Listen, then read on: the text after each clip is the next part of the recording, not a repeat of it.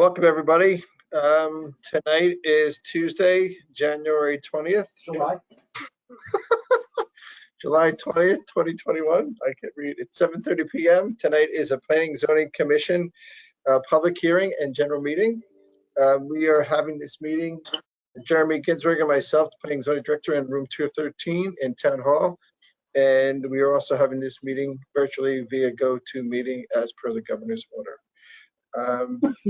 So we're going to get right into it. The first thing we have on the agenda is a public meeting. And the first item is a special permit application for 679 Boston Post Road. Jeremy, you have an update on this one? Yes, the application for 679-685 Boston Post Road was withdrawn yesterday. So if anyone's here for that, application's been withdrawn. You know, do we know if it's coming back or it's just dead? I think the landlord changed his mind on who he wished to rent. Got it. Okay. There we go. Done. Next item on the agenda, special permit application number 264 Beacon Boy, site plan, Baywater 1025 BPR LLC, Crepes. I don't know if I can pronounce the next word. Choupette. Yes, sir. 1025-129 Boston Post Road. Proposal to establish a quick service restaurant with associated retail sales and outdoor dining at the existing space at 1025-1029 Boston Post Road, formerly occupied by Warm, New York. Prior to that, Kirby Company. The 0.08 plus or minus acre subject property is located on the west side of Boston Post Road, approximately 30 feet northeast of its intersection. It is shown on the assessor's map number 73 as lot number 18 in the CBD zone. Jeremy, what do we got? We're seeing this because it's a restaurant? Right, this is a quick service restaurant in the space formerly occupied by a convenience food service use, which was Kirby Company. But obviously, since then, the regulations have changed. So the quick service restaurant here requires a special permit under the regulations. There, you can see from the submitted materials from David Genovese, they've submitted a survey. There's a little room in the sidewalk in front for some, I think it's 2 outdoor tables as well. Trash and deliveries are in the back of the building. If you've been back there, it's a little alleyway that goes behind the shop, behind this building. Vehicles be parked. So it's a special permit use in the CBD zone. I believe David Genovese and his team is here to present the application. Thanks. I'm happy to speak of it. With me is Adil Chakari, who's the principal of Crepes Choupette, and Karen Petriquin, his architect and designer. We met Adil, who is a super guy, through Rob Van Kuren of Flower Water Salt Bakery. Adil is based in New Haven. He's been operating a Crepes Choupette there, as well as a very cool and kind of authentically French fondue and I'm drawing a blank. I have COVID brain. Raclette restaurant. Very, very cool and authentic French restaurants in New Haven. His story is amazing. If you're interested, he can tell you a little bit about himself and how he got to this. But he's fallen in love with downtown Darien and the work that we're doing. And we've been trying to find different unique spaces that are complementary to the other businesses in Darien. And we just think this is a great idea. We've been doing pop-ups in the space. As Jeremy noted, it was actually a nail salon when we bought the building. It was then Kirby Company, which was a very active retail store with a coffee shop in it, and a food service in the back that was approved by this commission a few years ago. Warm opened up during the pandemic, and then the owner of Warm decided to stop operating her line of clothing. And so she shut the business down a few months ago. So we've done a couple of pop-ups, and we love this idea. We think it'd be a great addition to town, and we would love to welcome Adil and his team to Darien. Adil or I can answer any questions, and Karen can also answer questions about the design if you have any. It's pretty straightforward, David. Thank you. It looks like this is going to be his third, or maybe it's his second or third crepe store operation. So it looks like he's a good operator. The tables in the front, we're going to have two top tables on the street frontage. Is that what we think? That's correct. I think in one version of the submission we made, we had 3, but we realized it was not doable within the space allowed available. Okay, that's fine. Plus you own the building next door, which is Crepes Pharmacy, right? With Crepes, we do own that with the Hibben family, yes. Cool. I don't think I really had any notes. The dumpsters shared with Pliables. The Yeah. dumpsters in the area in the back, it's all shared. Yeah, Pliables is fine, right?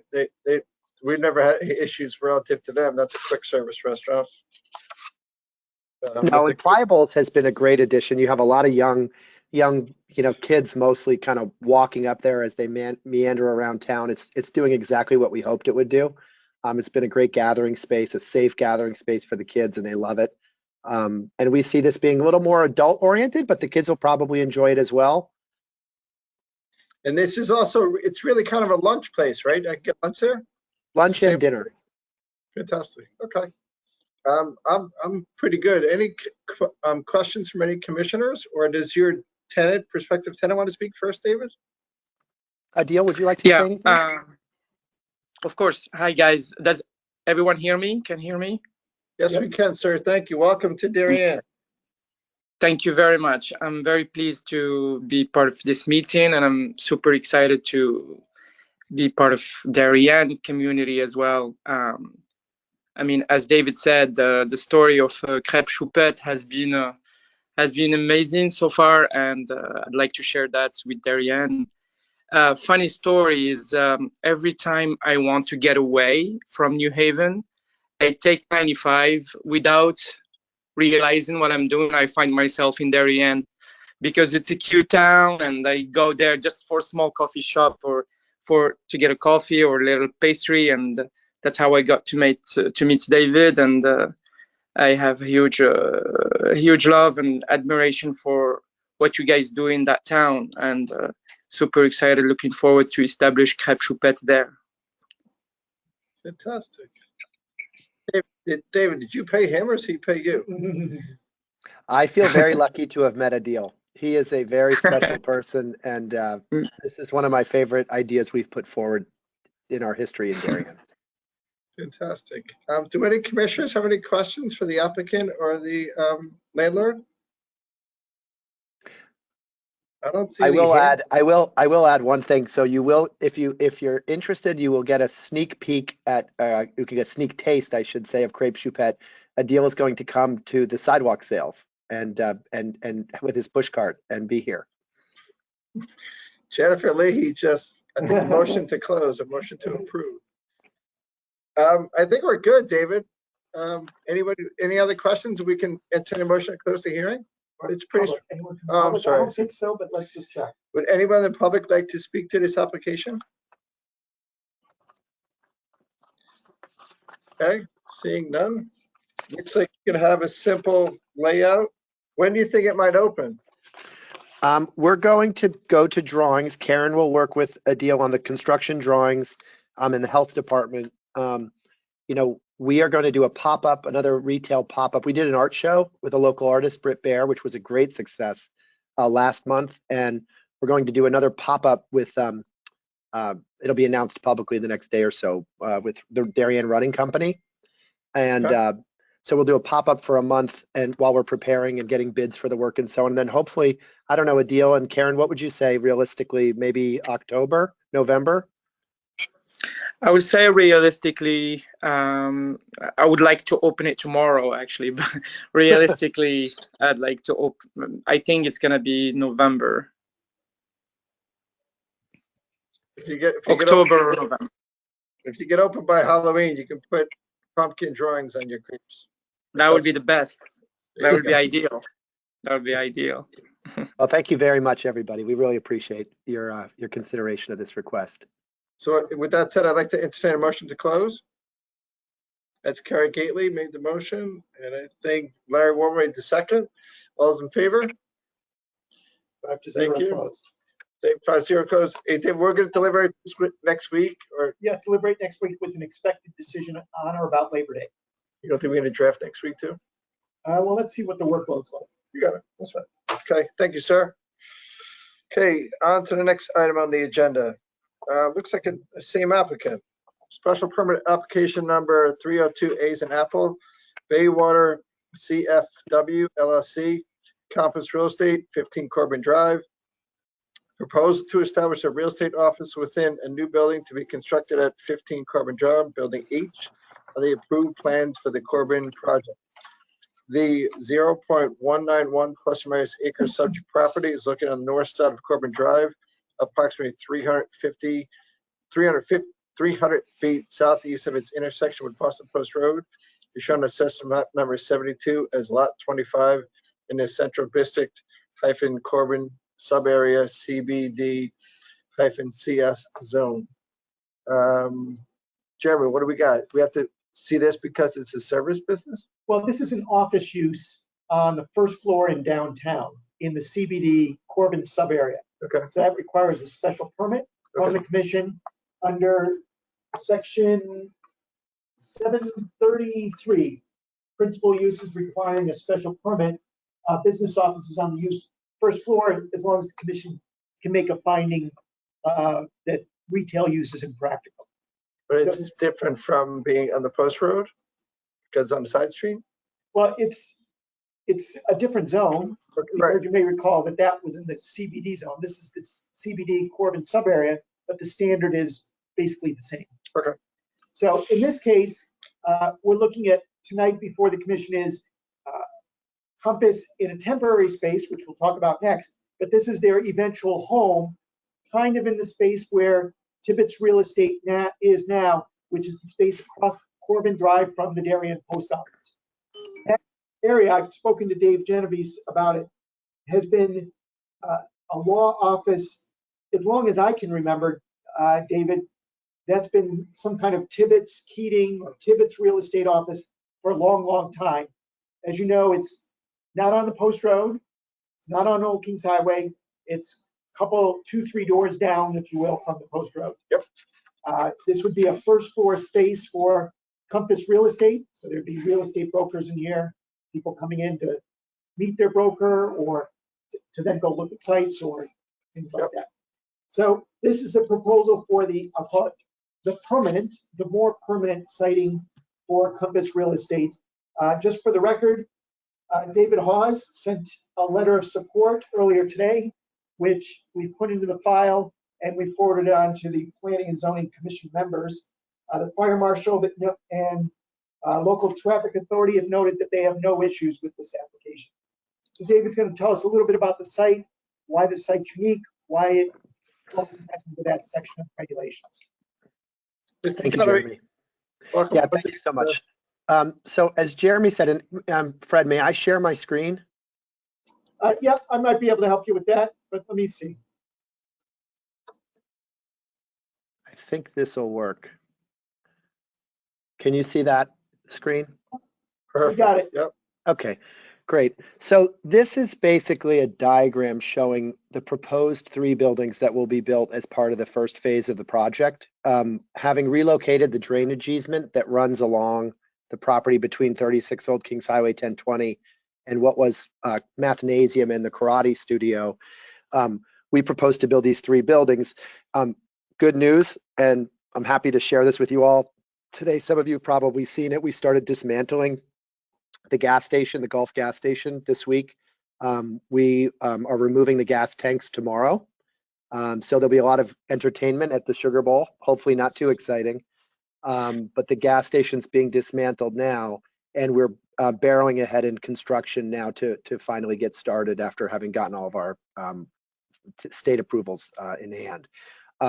The plan is to build these 3 buildings and then relocate all of our existing tenants, including Bank of America, into the buildings. So this is actually the layout of the first phase of tenancy.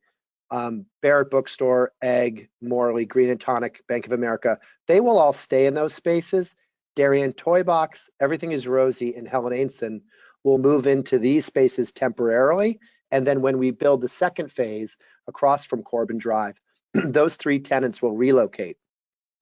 Mathnasium and the Karate Studio, we relocated actually yesterday. We also had presented to you, this commission, the application for the Karate Studio to relocate to 1540 Post Road. That happened yesterday. and Mathnasium moved to 1082 Post Road temporarily, only to move back and take a permanent space here. The space that we mark out for Compass is 3,351 feet. As Jeremy said, you know, it's at the end of this building. This property is basically the current Tibbetts real estate office. It's almost exactly where Tibbetts real estate sits today, a little bit further toward the Post Road, but not much. We're redrawing the property lines to do this. And we think that this is a great spot for Compass. Compass actually, David Hawes and Holly Hawes, who are with Compass now, are actually we're the catalysts for my getting involved in the Corbin project and putting us in touch with Dr. Felder and Steve Zangrillo years ago. So it's especially fitting that they, who will also be our advisors for leasing and selling all the residential real estate, would be a part of the project. On this call, I should add, David Hawes, I know, is on the call, and EA Stribling is on the call as well from Compass. I'm sorry. This is my life. My life is Oh, was that Kathy Thomas? what? Oh, sorry. I think maybe you should mute. But basically, we have proposed to locate them at 1090 Post Road temporarily, and we'll circle back to that application later. Jeremy asked that we present this as two separate applications, but this is the primary application for the permanent location. I just want to show you, can you see this memo? Yes. Yep. And can you see that rendering of the Compass office? Perfect. Yep. Okay, so that is basically an architectural rendering of what this Compass office would look like. And to be candid with you, you know, we feel good about locating Compass at this end of Corbin Drive. We would not be comfortable, and we would not have been comfortable proposing a permanent location for Compass along the Post Road, because we feel very strongly that the Post Road is where we should have, you know, the retail stores and the restaurants that are really kind of, you know, creating activity and more life and activity along the Post Road, which is really kind of the prime retail spot. This location is a good spot for Compass. It's at the entrance to the municipal parking lot and the parking lot behind 33. So there'll be a lot of, you know, cars going by and people circulating around. And we hope that the Compass people will bring clients and we'll meet for lunch and use the restaurants and coffee shops and so on of the project. But we wouldn't propose that they be on the Post Road permanently, and we felt that this was a good location for them. Okay. The other details of this are really similar to the application you heard a while ago for that the Post Road location that was originally proposed. You know, 2 to 3 staff members in there kind of full-time, other agents coming in and out as needed for meetings or for, you know, group meetings, but it's kind of low volume traffic, and you know, with all of the parking that we own in the vicinity, we're confident in our ability to provide adequate parking for the use. It's actually less intense than a retail store. Okay. On average. That one white spot on the exhibit you have on the screen right now, is that a parking driveway that goes underneath the building? It is, Steve. That's a ramp that is the access to the underground parking in the building. Great, that's what I thought. Okay, that's cool. I have like 1 or 2 questions if when you're finished. I have no other you know, comments to make other than any, you know, answer any questions that you have. Okay, couple things. It says hours of operation. It doesn't say it's open Saturdays and Sundays. Do you think it's going to be open on weekends? That's probably best addressed by EA, but my understanding is only by appointment, but not generally. Okay. EA Yeah, or David? Yeah, I'm happy to answer that question. Hi, it's nice to see you all again. You know, on the whole, we're open. You know, Hold on 1 second. Just to state your name for the record, please. Elizabeth Ann Stribling Kivlin. I'm the broker for the state of Connecticut and the senior managing director of Compass. Thank you. Welcome. Well, it's nice to be here. Thank you. On the whole, our normal hours are, you know, Monday through Friday during business hours. We do have agents in the office. They do come in, and people come in by appointment on Saturdays and Sundays.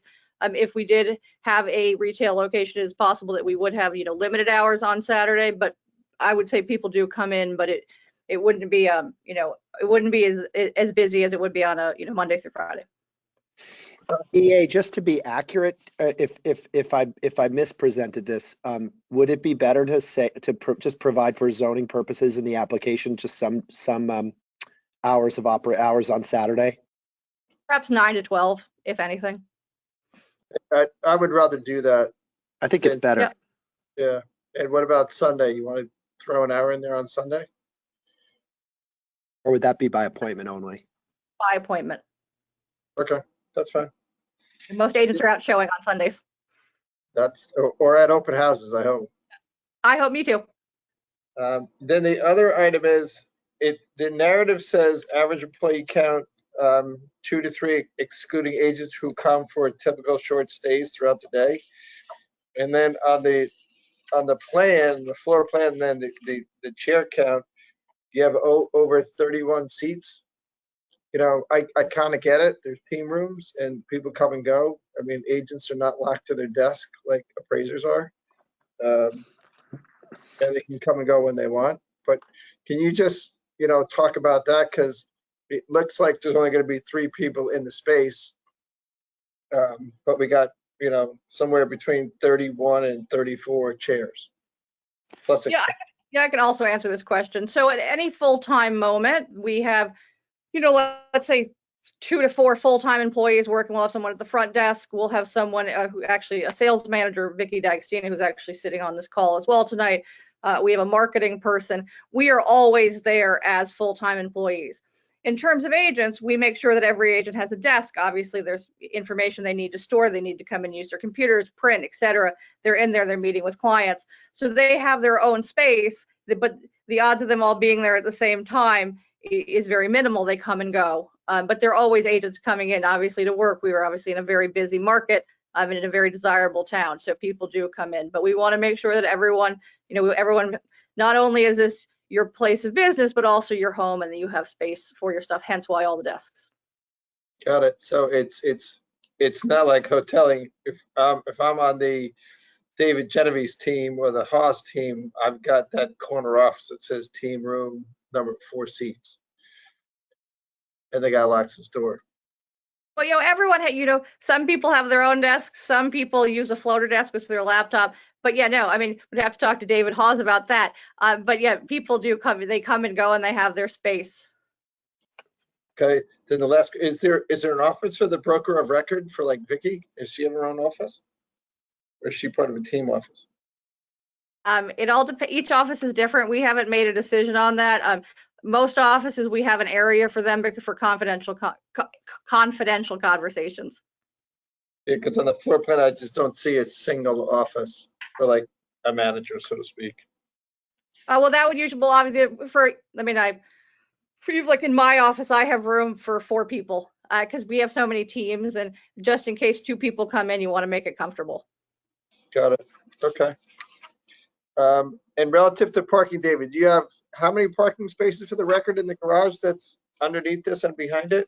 Like, well, in the total project, it's envisioned that ultimately these agents will park in the parking garage on the other side of Corbin Drive when phase 2 is complete. And the total number of parking spaces that we're creating as part of the whole project is over 800. okay.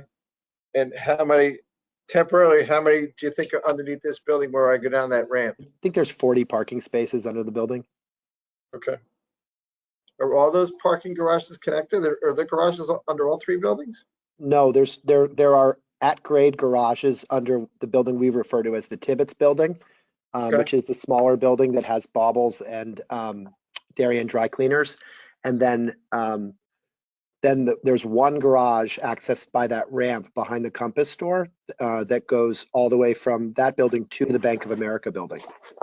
Got it. Okay. So it's a consolidated garage shared by both of those buildings. And then you have easements and rights to all the parking behind 20 and Maryland. Correct. Where it's all owned by the same people or affiliates of us, affiliates of Baywater. And that's what the application says. Okay.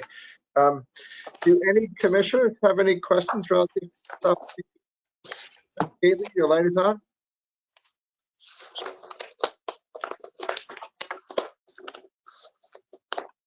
Kara, go ahead. Oh, sure. Thank you. I couldn't tell. There's a lot of noise.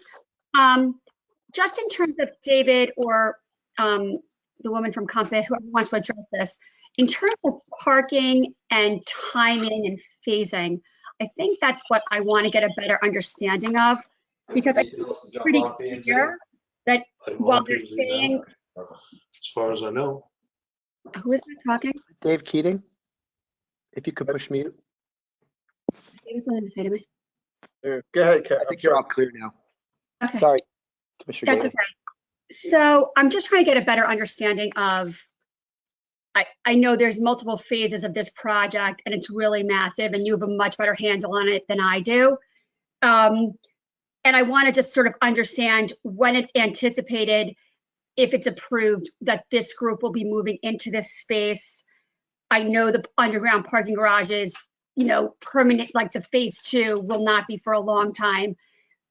And that there's shared parking agreements that can likely handle this. But 2 to 3 average employee count doesn't really seem realistic. I think there'll probably be more than 2 or 3 people in the space. So I really just want to kind of understand the parking issue, because parking becomes talk about a lot, and there have been a lot of issues with shared parking. And I know when everything's completed, this won't be an issue, but it's just sort of in the interim. And I just want to understand the timing, the phasing, and the interim parking solutions. Sure. So the idea is that we'll build this phase. I'm going to jump to the temporary location for a minute as well. And then we'll come back to it when we talk about that particular application. But when we're building when they're in the temporary space, they'll be parking behind where Coco and Lala was, which, you know, we cleared out all of those the buildings that were behind Coco and Lala and Helen Ainson. And so for the temporary location, we have, you know, an enormous amount of parking back there that's already, you know, candidly already being used by other people. We're not really enforcing anything against them, but Club Pilates and other people going to Cafe Nero are using that parking every day now, which we kind of knew would happen. But the idea is that, David, I'm sorry, is that the parking behind them? yeah, actually, why don't I pull up, if you don't mind, I'll pull up That's okay. It's David. You can show it, but remember that's not part of this application for now. That's where I call it Dina's tent was. I know, but let me I think it's best if I just pull it up, because we'll all be looking at the same thing.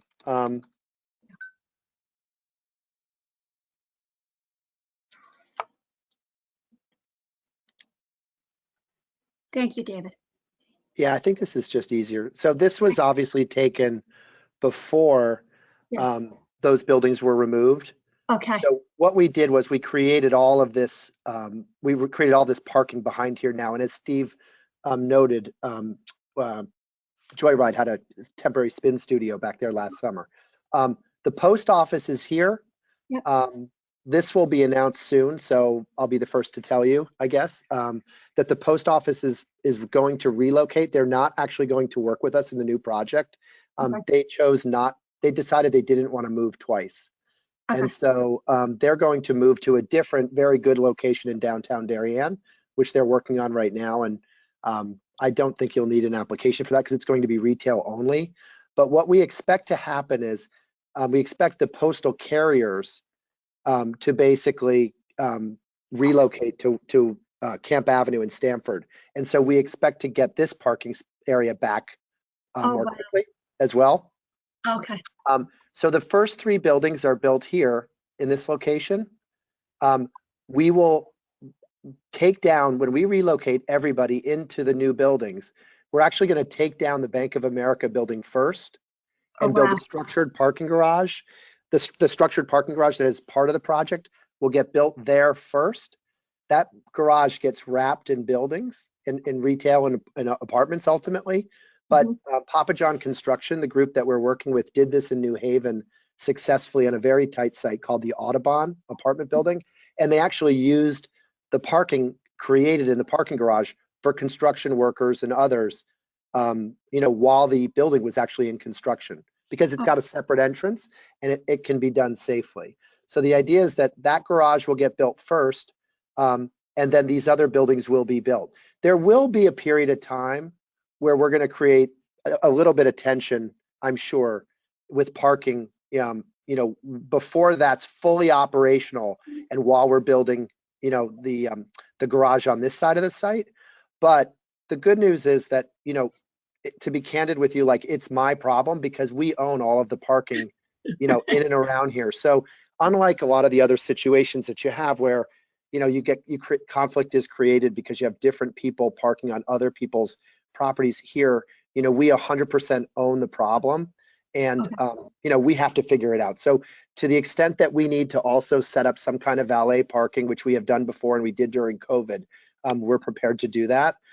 We have an obligation to Compass to give them some parking spaces, in the vicinity. So either in our other properties, or if we have to set up a valet, we're going to do that for all the businesses. I mean, I live here, so I have to get this right. And I don't want to hear from Fred Conzi every day, who will come back to haunt me if I don't make sure this works perfectly. So, I don't know if that helps answer the question. That's the gist of it. You got to the complete heart of what I was asking about, and I appreciate it. And I'm confident. I feel a lot. You got it, and you'll address it. So thank you. That's my only question. Oh, thank you very much. Thank you, David. Would any other commissioner like to speak to this application? I think we're good. Do any of the members of the public like to speak to this application? Well, Steve, Yes, sir. sorry I was slow. I thought there might be other questions, but so I'm just wondering about what I would think is the elephant in the room. Jeremy mentioned that this application is subject to the constraints on a real estate office on a first floor in downtown, or did I misinterpret that? No, you interpreted that definitely correctly. Yep, go right ahead. I haven't heard anybody address that issue. Yeah, I'm happy to address that issue. We are out there marketing spaces every day ourselves. We don't hire brokers. We actually market ourselves. So I'm talking to tenants every day about different spaces. And what I would share with you is that, a space of this size at this end of the post road, at this end of Corbin Drive, rather, that far away from the post road, is very tough to lease. It was originally going to be the temporary location for the post office because we didn't have retail demand for the space. I'm probably going to leave the dry cleaner here. Can you see my cursor? Yes, we can. Thank you. So we're probably going to leave the dry cleaner here, but Baubles, we will probably relocate to a more prominent part of the project in downtown, like closer to the post road when phase 2 is complete. But this space, given its size and given its location, is not an ideal retail location, and so that's why we feel comfortable with it, and we don't feel that it negatively impacts the retail environment. Is Commissioner Warble on the call? Yes, he is. I mean, I know one thing too that he had spoken about in the prior hearing was that he kind of liked the idea also of like a real estate office as a display of housing for sale in an area. This building's got big storefronts, lots of area for big nice displays by Compass, and it will be across the street from restaurants and other active uses like Barry's Boot Camp or Joyride, Spin Studio. So we think it'll provide that functionality that Commissioner Warble talked about in the prior Compass hearing, but we think it's a good use, and given its location, it's not a great retail location. Well, my concern is the standard established by the language. Jeremy, I was just looking for that language in the regs, and I can't find it real quick. Do you have a cite of that language? 33 D as in dog. 733. Yes, sir. Okay, so isn't it that we have to make a finding that it would be impractical? I'm looking for it now. 733. Yes, we have to make a finding that it's impractical to put retail in that location. So to the left of it, you have mathnasium. To the right of it, you have a driveway going to a parking lot or a parking garage. And further to the right, you have a vacant retail store and a dry cleaner. All So right, so you don't the reference to 1005. Yep. In that particular, and I think that must be where the real language is about. 1005. It's H as in Harry, at 1005H. Yes. That's the specific wording. You're correct. That finding has to be achieved. 1005H. Just zipping through the regs here. Take your time. Yeah, it always takes more time than wow. Now I'm at 932. Wait a minute. 952. David, is this leasing plan, is this kind of sort of accurate as it stands right now? To the left of you, it's going to be Helen, is going to be Mathnasium, and then Helen Anson, and then is that Morley? Everything This Morley? is exactly, yeah, this is exactly what will happen upon the completion of phase 2. So to Commissioner Riley's question, the spaces closest to the post road are the easiest to lease to retail and other users. So Bank of America, Barrett Bookstore, Egg, Morley. Morley actually wanted to be on the post road and then concluded that this was an acceptable location at a little less rent. But it's a big store. Green and Tonic, it's expensive to move, so they only wanted to move once. But the Toy Box, everything is Rosie and Helen Ainson. We're kind of adamant that we move them twice, and we don't have other tenants for these spaces yet. It honestly gets harder to lease as you move further from the post road. I mean, there are a lot of national companies that will not rent in a location like this just because they want to be on the primary thoroughfare, and so the rents fall and the strength of the desire or the depth of the market thins out. So that's why, given the size of this space, also the fact that this space actually, the other stores have got glass on both sides. They've got storefronts on Corbin Drive and storefronts that face the municipal parking lot. This space, because of the entryway to the garage, it has no windows on the back side. So it is compromised relative to these other spaces. Morley has glass on 2 sides. Green and Tonic is small. It only has glass on 1. But these spaces all have glass on 2. Barrett Bookstore has glass on 3 sides. Egg has glass on 2. I don't know if you follow me, but this just gets challenged by its location and this garage ramp and its size. Well, I honestly don't know, but you can tell me. You're creating a whole new Corbin Drive, of course, on the what is that? The westerly side or southerly side or whatever that is, across from what is proposed as Compass. I mean, there are going to be apartments there. There are going to be retail spaces there. There are going to be restaurants there. I mean, isn't that going to become a whole lot more attractive and interesting to retail across the street? I would say that it helps, but honestly, the other side is more attractive. Let me see if I have. You had a site plan a minute ago. It showed. Yeah, let me see if I. Is that one public yet? That might have been a miss. No, let me see if I can pull this up. I don't know why. Oh, here we go. Sharing with you all my secrets. Oh, hopefully this works. It's too small. Don't worry. Is that working? It's saying it's paused. I don't know why that's happening. Hold on one sec. Can you see that?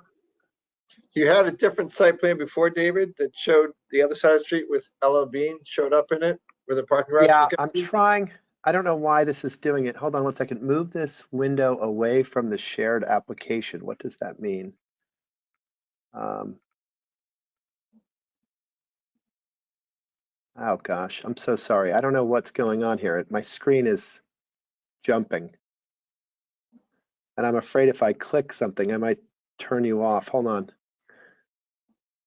While you're doing that, Jeremy, I still haven't found that language about impractical or whatever it is about a professional or office space. Correct. I'll send it to you. Right, that's a section 1005H, which talks about. I was just looking at that. I didn't see it there. Oh, hey.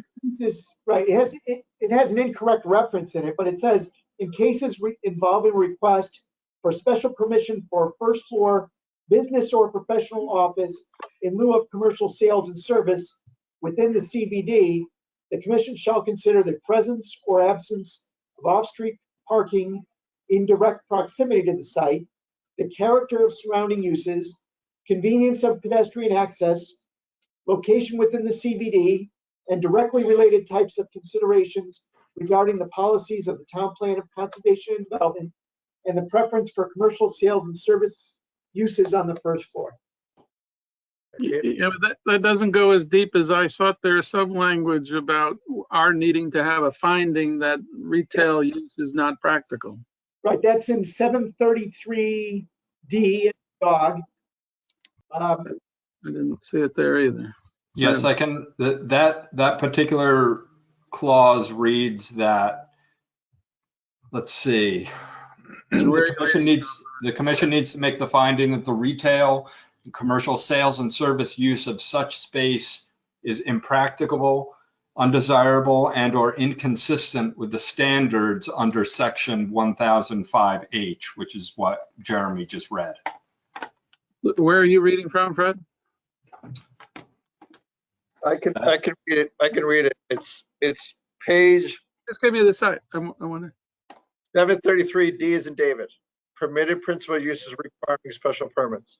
Which I read as financial service and or business and professional offices on the first floor, provided the commission makes a finding that such uses are consistent with the standards under subsection 1005H. Correct. But so Fred, you just read something. Where did you read it from? Right there, 733D? Yeah, I'm not reading it out of the regulation at the moment. Let's see. I'm reading out of the regulation. And isn't commercial sales and service different? Like, this isn't like a standard office use. It's not as if Baywater Properties is putting its, non-retail oriented office on the first floor. I mean, is it different? Would a real estate office be considered different? Let's hang on until we actually find the language. Maybe I'm using the regs that I found on the town website, so I assume they're the most current, but I'm not sure.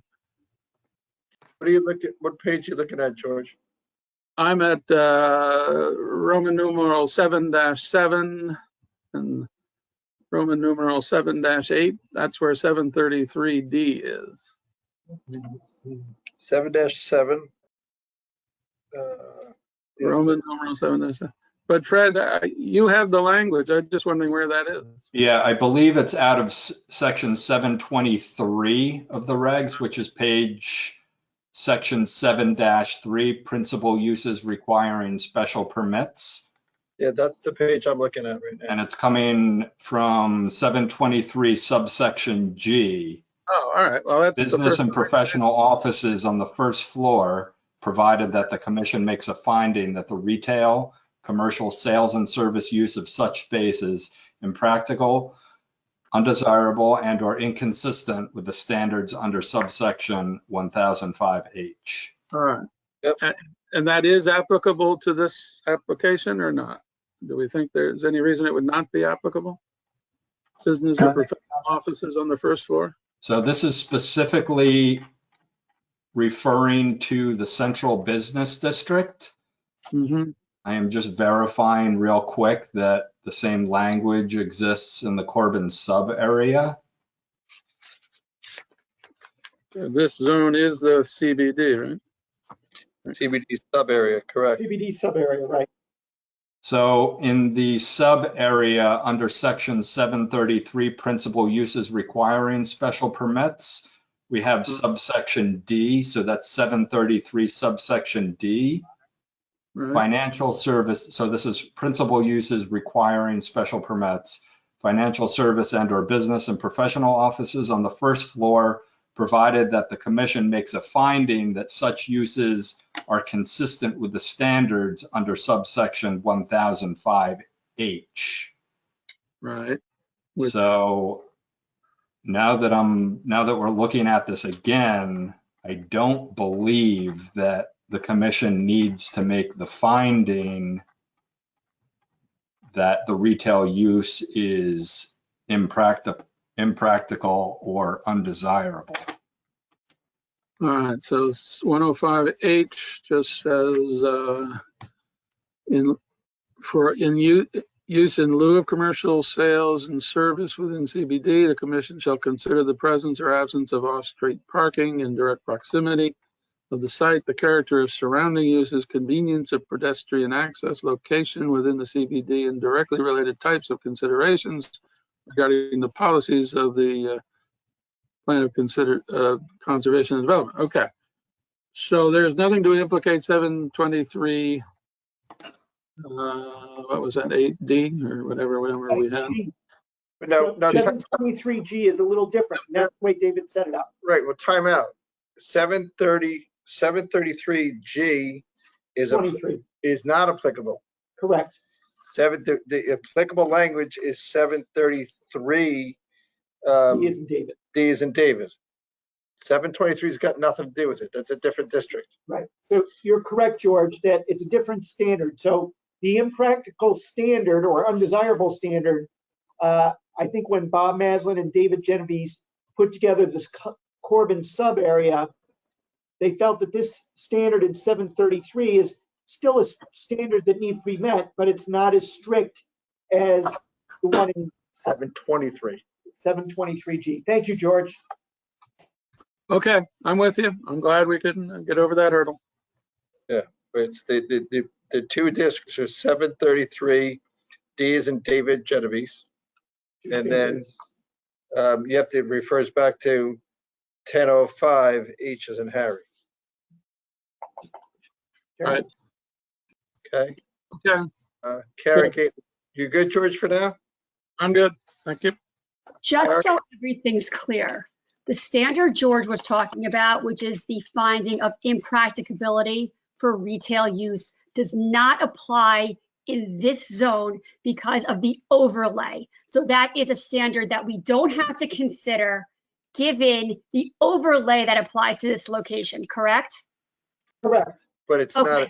And so the standard that applies to this zone is about where you consider the factors that were laid out in the regs that were mentioned, which are the location within the district, the proximity to downtown, which I think were all the factors that David raised when he talked about the distance from the main thoroughfare, whether the buildings had 3 sides of windows or not, and the size of the building, making it practical or impractical for retail, and the number of times people wanted to move, which I think were the factors laid out in the subsection that needs to be considered for this overlay. Is that correct? That's correct. Okay, good. I just wanted to make sure there was clarity. Just the only one thing I'll say, this is not an overlay district, it's a sub area as a technicality, but Thank you. it doesn't matter. Okay. Okay. Anyone else? Larry, Jennifer. Where's Larry Warble? I lost Larry. Where'd he go? Okay, Jennifer's good. Okay. Right here. And Larry Warble's good. And Jim Rand, is he here tonight? Jim's not here. Jim's not here. Okay. So, public. Would anybody in the public like to speak to this application? I have one comment. David David Hollis, please say your name and your affiliation, please. My name is David Hawes. I'm affiliated with Compass as a real estate broker.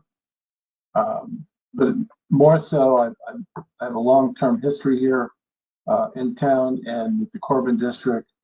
But I feel one thing that's being missed, I think real estate offices are misclassified. Yes, we're professional offices, hopefully. But we sell real estate. It just doesn't, it's not a product in the store, but we are salespeople. We charge retail for those houses and properties we sell. So I think there's something lost here that there has to be something on the shelf in our office. Could be a brochure, but we are salespeople. We are retail. It just, your specific zoning considers us office space, but we're retail. Our next time at the zoning reg changes, we'll take a crack at that. Okay. For the purposes of today's application, your office. Because didn't this come up in when we were considering the other location? And I think we kind of considered, David, that that kind of exact concept, like, right, the difference between financial services and sort of insurance offices and offices that don't really ever attract retail foot traffic. And I know foot traffic is kind of a thing of the past for retail real estate. And I do not claim to be a real estate expert, but I think we kind of did consider that what you're saying, which is we're selling something and we're selling something on a retail level. And I was schooled by somebody, and I forget who it was, but I was definitely schooled that that's not the case. Was it me? It might have been. I forget. I don't agree with David. I I'm respect not a real estate expert, and so, but I remember we did discuss that, and I thought it was an interesting concept. That's okay. No, we get it. But that clause is not in this zoning district, so we don't really have to really dwell on it too much. Do you want to say something, Jen? Do you want to add to that or no? No, it's for another time. I don't agree with Mr. Hawes, but I don't disagree. It's somewhere in the middle, and I'm not sure what the classification should be. I think we're in, as real estate professionals, and I do a fair amount of business. It's somewhere in between. We're definitely in between. We shouldn't be. We're not typical office, and we're not typical retail. So we'll have to figure something out. Yeah, you're not like insurance or like financial, like you're different. Yeah, it's hard, and you cater to retail clients. Yeah, it's a different. Yeah, it's a good. Yeah, I think it should be reconsidered. But that being said, we don't have the same type of traffic as retail. I mean, so that's why I think that's why the usage is a little bit interesting to me, because there are people that stay in the office, probably don't do as much business as us that aren't in the office. So there are like people who stay and park, but for this particular use, we're thinking of it as office, and so we're all good. Cool. Yep, that's what the zone says. Would anybody else in the public like to speak to this application? Anybody in the chat box or anything? Okay. With that said, I would entertain a motion to close this hearing. It's Jennifer made the motion. Kara Gately made the second. All those in favor? Closed. Thank you. Fantastic. Okay. It's gone to the next application. I'm going to slide this back away, out of my way. Bingo. Okay, next is special permit application number 321 Baywater 1090 BRP LLC, Compass Real Estate, 1090 Boston Post Road. Proposal to temporarily establish a real estate office within existing space at 1090 Boston Post Road, formerly occupied by Coco and Lala. Prior to that, double exposure. The 0.191 plus or minus acre subject property is located on the southeast side of Boston Post Road, approximately 210 feet west of its intersection with Corbin Drive, and located on Assessor's map number 72 as lot 21 in the Central District CBD zone. Is that also in the sub area? Well, it's funny, when Fred and I were working on the legal notice, we said, right now David's project in that area, I'll call it the block between Bank of America and the Corbin building, used to be zone CBD, is now CBD Corbin sub area. But the Corbin sub area, even though it's been approved, there's been nothing in that block that's changed. Whereas across the street on the property we just saw at 15 Corbin, the application was for, I'll call it the new building. Mm-hmm. This site, 1090 Post Road, as David calls it, is the former double exposure right on the Post Road. It's in the Corbin sub area. but it's not really part of the new project. They will be going into an existing building that's already there. So Fred and I debated, I guess technically it's the Corbin sub area, but it's functioning very much like the old CBD, because you have the old buildings, as I said, from Bank of America, Green and Tonic, what used to be Double Exposure, Dairy and Toy Shop, Corbin building. It's basically in that Joyride tent area. So it's a storefront basically facing the post road across the street from Cafe Nero. As David notes in his June 17, 2021 memo, which you have in your packets, it's a 2,000 square foot space. It will be routine office hours, probably similar to what we talked about before. Generally, there'll be some people there every day during normal business hours, and maybe occasionally some people there on weekends to maybe meet a client, drive off from there, or if you want to catch up on paperwork or whatever it is, research. As David notes in his memo, there'll be 2 to 3 people who are there more so than not, and then agents will come in and sit at a temporary desk or a temporary workstation on a laptop, gathering information, putting together flyers and paperwork. But David has shown in his application material that this is a first floor space, and it's really, as I said, the former double exposure space, and he expects them to be there temporarily, probably a year and a half, David, would be my guess.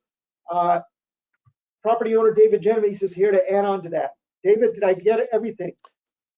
I would agree with everything that you said, Jeremy, but for one thing, in that I think the one thing that has changed, which makes this very, I think, easy for us to get our heads around, is that we took down all the buildings behind the building. So we've substantially increased the amount of parking that will be available to the employees and visitors to Compass. We wouldn't propose, honestly, we wouldn't propose putting Compass on the post road if we had a better choice, and just we think that this is fine as a temporary location.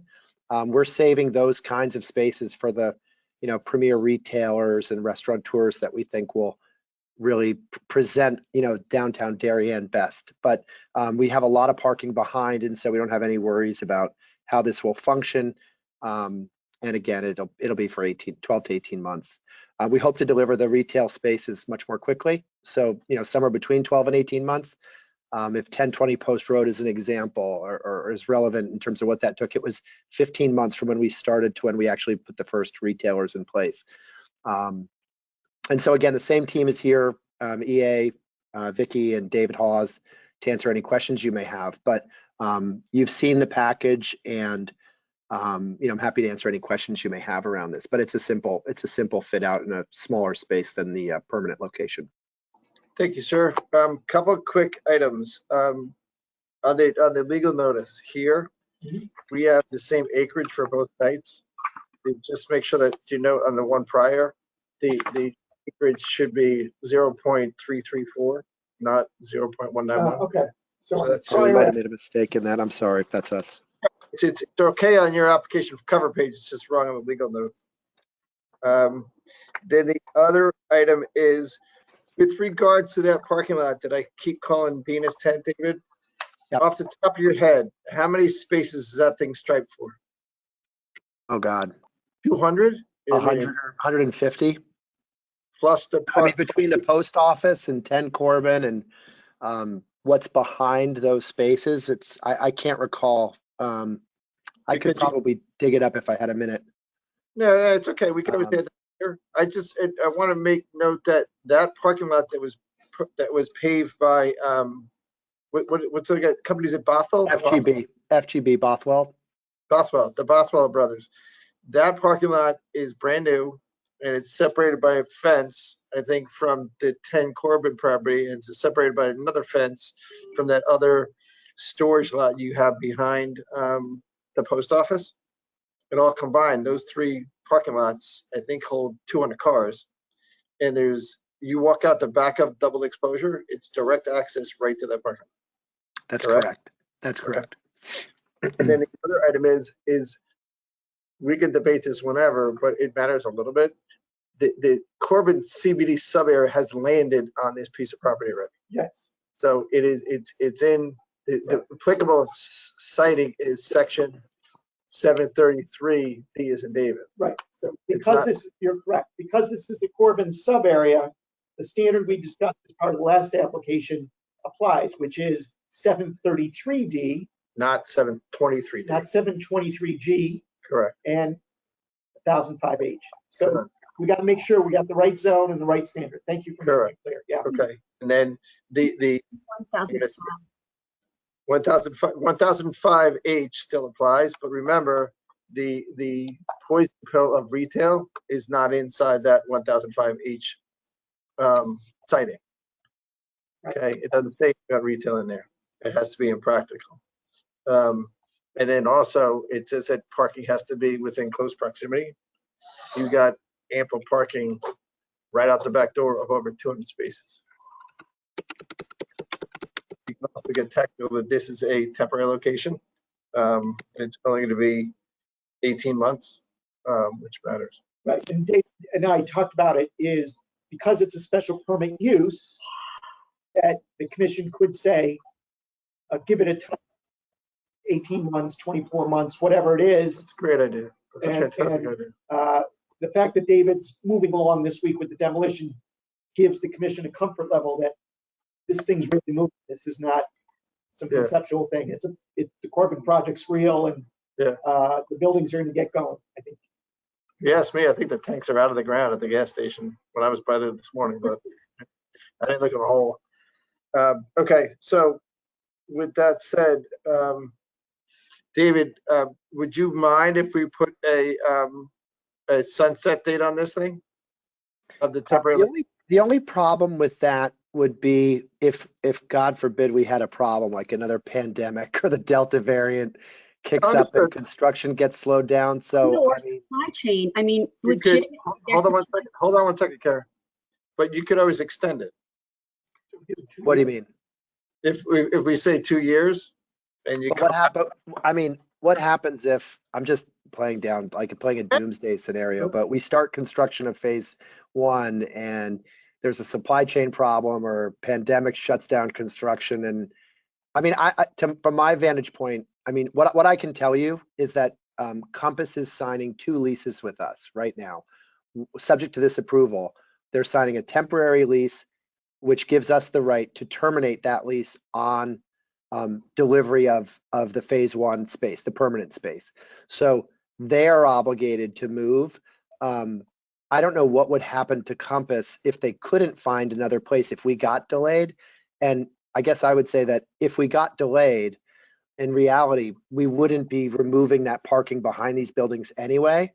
You could always, if we came to you and said we wanted to, you could reject that application and say, well, we're just worried that, now you have Compass as a tenant. How are you going to handle their parking needs? If the approval allows the use, I don't know why you would do that. And I just think it's dangerous from Compass's point of view. To be candid with you, we actually thought about putting Compass into the Bank of America building on an upper floor, but that building is in such a sad state physically. As some of you may know, the air conditioning system's been failing, the elevators have been failing. Last week with the storms, everything failed, and they were not comfortable with our ability to really make that space function well for them. And so we came upon this other idea as a temporary location that we could control much more easily, and if there was an HVAC issue, we could solve it. So I don't mean to bring you into all the details of our business, but I'd rather not have a sunset provision. I just think it puts Compass in a really tough spot if there was a delay. And I wouldn't have thought about that until last year, but last year gave us a whole list of new things to worry about. My only monkey wrench that gets thrown into is in the application and in the legal notice where temporary is already in there. Well, I would say that it is temporary until that new building is built. And you could put a proviso in that says upon completion of the new space, they will relocate to that location. That's fair. That's fair. Okay. EA, I don't- I mean, may I just ask EA her point of view on that? I mean, I think that's okay. I mean, that's exactly what I was going to say. I mean, you know, I also am licensed in the state of New York. During the pandemic, we actually physically could not work. I mean, there were things to do. So the prior thing is a frightening concept to me. You know, I mean, I hope that we remain a healthy country, obviously. You know, that I'm okay with that. We obviously, Darien is our home. We want to make it home. We want to move into Corbin. So upon the completion, that when it's habitable or in a commercial sense for us, that is our plan and would be fine. But the other This one, space they're is just too small factors. also. You know, note that It this is space, the temporary space is too small, Yeah. really. It's just a stopgap. Okay, I got it. So then the wording is when you get the wording could be when you get a TCFO for 15 Corbin, this one goes away. Correct. We could accept that. Okay, thank you. Perfect. Yep, we'll work Good. with it. Okay, any commissioner have any questions on this application? Karen, go ahead. I mean, I think we do still have to go through, while it's not the same finding we have to find under the CBD, that it's impracticable, sorry, I can't say that word so good, for retail. There are still factors even under the Corbin district sub-area that need to be considered. And frankly, given this location, regardless of temporary or untemporary, David, I think you are great, and I think what you're doing is so admirable, and you are an asset and a value to the town. You testified very strongly against, on the record, against them being in a location across the street. Agreed. And I'm like happy you to have talk to about that. I hate Yeah, to no, be. no, that's okay. No, Okay. look, that's okay. We have to address these issues. Look, my concerns around that space were that building that was originally proposed as a temporary space had 0 parking. I agree. And Yeah. what was going to happen was There's gonna that be a anyone visiting that office was going to end up, you know, using our parking and other parking that, you know, we either built or bought, and that Right. did not seem appropriate. Further, that was proposed as a permanent location on the Post Road, which, you know, in the CBD district was not allowed if it wasn't proved or proven that the space couldn't be leased for retail otherwise, or was difficult to lease for retail otherwise. And I didn't agree with that.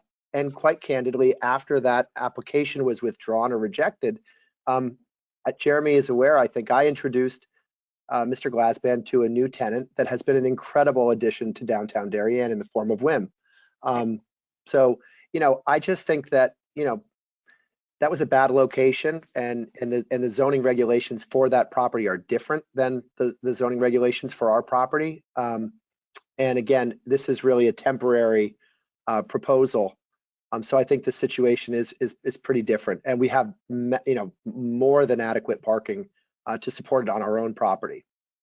Thank you. I really appreciate you addressing that. I feel like it was important for that to be addressed and addressed head on, given the location on the Post Road and everything we just discussed about the permanent location and the prior application. So I think we would have been remiss to have not addressed that.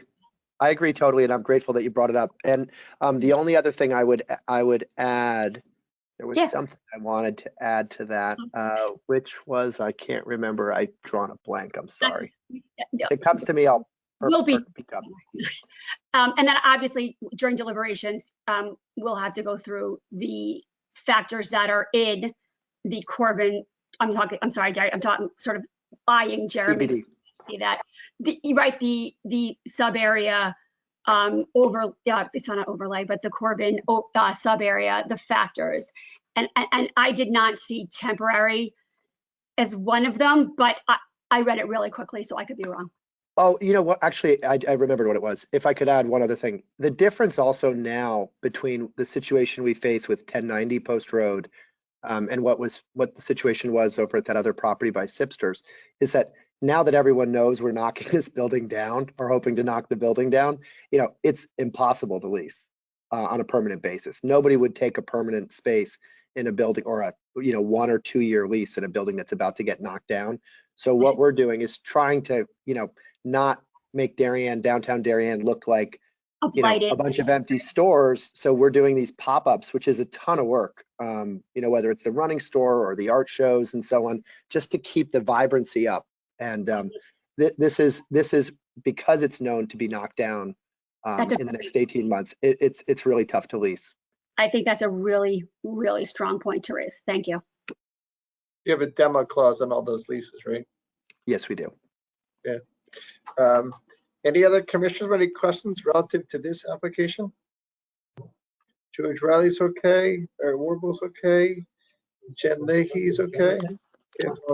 Okay, would anybody in the general public like to speak to this application? Anybody in the chat box and that kind of stuff? David Haas? No, Steve, we're good. I would, David Hawes again, I would just mention that, what is going on in the Corbin district, this is a chessboard.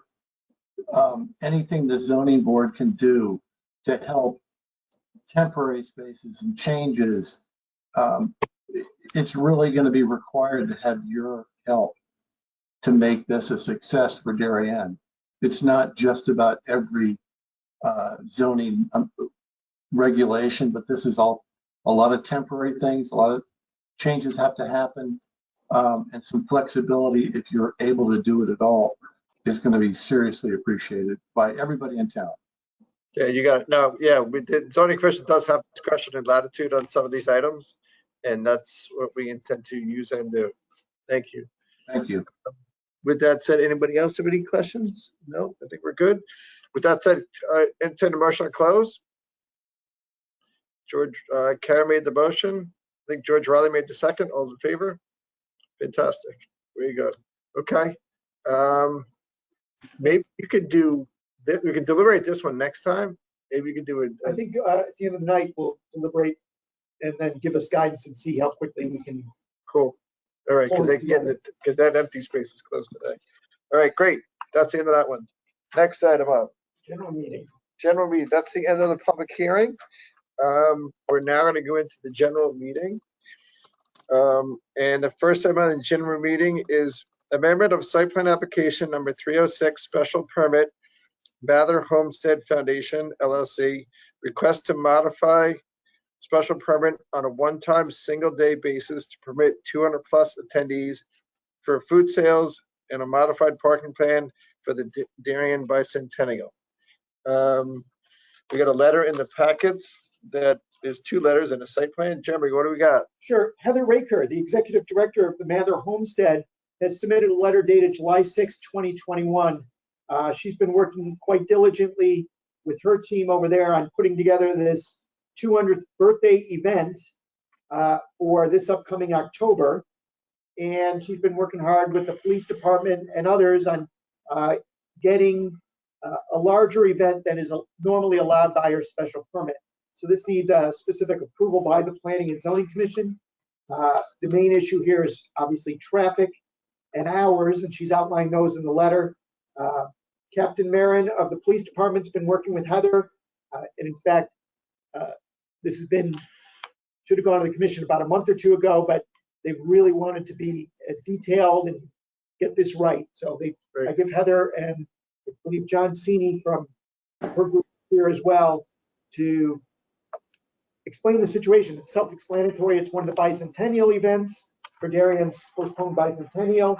She's outlined how food's going to work, hours, noise, whether there'll be tents, where people are going to be parked, there'll be a shuttle, etc. So it's great, very detailed.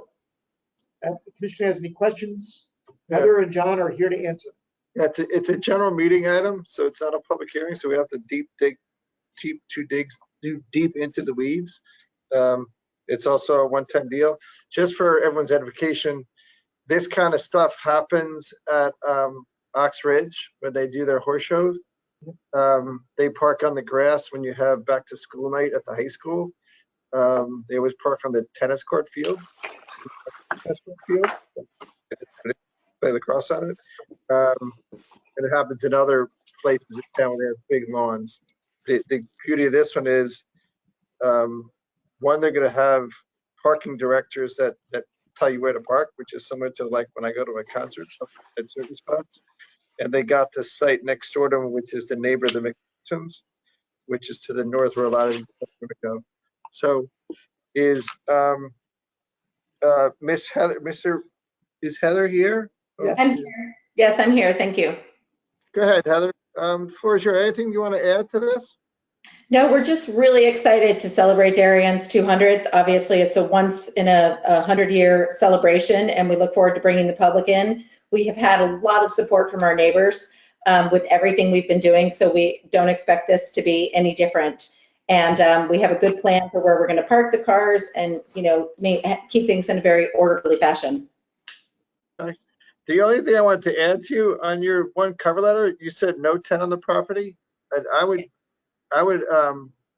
recommend that you keep that open at some point in time. If you want to put a tent up that protects the band, if there's going to be a band, that you can have it there.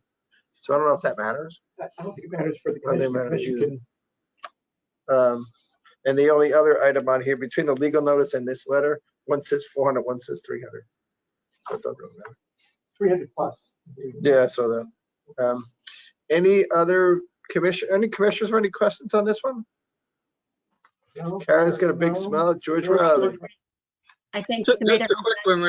There must be, oh, I'm sorry. Go ahead, Karen. I just want to say I was recently at the Mather Homestead. I was so impressed. I thought it's such an asset to our town. I learned so much. Heather is an absolute whiz and is running such. I mean, Heather, you were so great, and I learned so much. It's such a beautiful site, and I think, you know, bringing back the history and attaching our town to national history is really such an asset to young and old. And I think it's really wonderful. So thank you, Heather. And I think this is great. Thank you. George Riley, you're up there. Just a quick question, must have an obvious answer, but given the map, the hand-drawn map that I see here, there are some new houses back there somewhere, but are they in New Canaan? Is that what I should take from? They are. Where are the The houses? border is right there. Yes, they're New Canaan. Okay, thank you. And they will receive letters alerting them to, you know, the fact this event will be occurring. Got it. Okay. Yeah, I was just curious about whether people are going to be parking in their front yards or something. I knew that couldn't be the case. Now I get it. Thank you. Cool. I can And Heather, having you're way ahead of the game. event at the Mather Homestead. Heather is very strict with people who want to do events there about parking. I can attest to that myself. Thank you. And Heather, you're ahead of the game. You already wrote your letter for October 11th. Got to check these things off. Yeah, you're there. You got a tough board of directors. That's right. That's it. Any other questions? Larry Warble, you good? Jen, you're good? Okay. With that said, I would enter a motion to approve this request. Made by Kara, seconded by George. Right? All in Yep. favor, Larry? Jennifer? Jennifer too? Yep. Thanks, Jen. Well said. Thanks, Heather. Thank you. Good night, everybody. Thank you so much. Hopefully I'm there, but don't shoot at me. Okay, next item up on the agenda. We have another general meeting item. This is a lot line revision. Proposed lot line revision for Great Allen Road and Coon Point Road properties of Steincross and Ziegler. Request to revise the lot line. Dave Keating's here to. Yeah, I'm gonna have Dave Keating. I went through the application. I got the heads up from staff and that this was coming down the road. I think to cut right to the chase, Dave Keating wrote a great memo, as he always does, just to explain it in layman's term or what's happening and why, at the bottom line, he said that the commission should consider approving it. So go ahead, Dave. What do you got? Thanks, Steve. Hold on. Time out 1 second. Jeremy Ginsburg was recused on this for some reason. So that's why he just left the room and David's taken over. Thank you. Right. Jeremy recuses himself just because to avoid any potential conflict of interest. Jeremy's wife works for a firm that provides financial services to the Steincross and or Ziegler family, and just to avoid any potential conflict, I handle matters regarding this property. I've talked with a number of lawyers who have explained that the family member who is going to be owning lot number 21 wants to own about a 5-acre portion of what is parcel 22 on the original 1980 subdivision map. And so I included a portion of the zoning map to illustrate that. When they take out that 5-acre piece, it reduces the street frontage of parcel 22 on Coon Point Road. And the reduction of that street frontage does require planning and zoning commission approval because it gets as narrow as 25 feet, the little access way from the end of the street into parcel 22.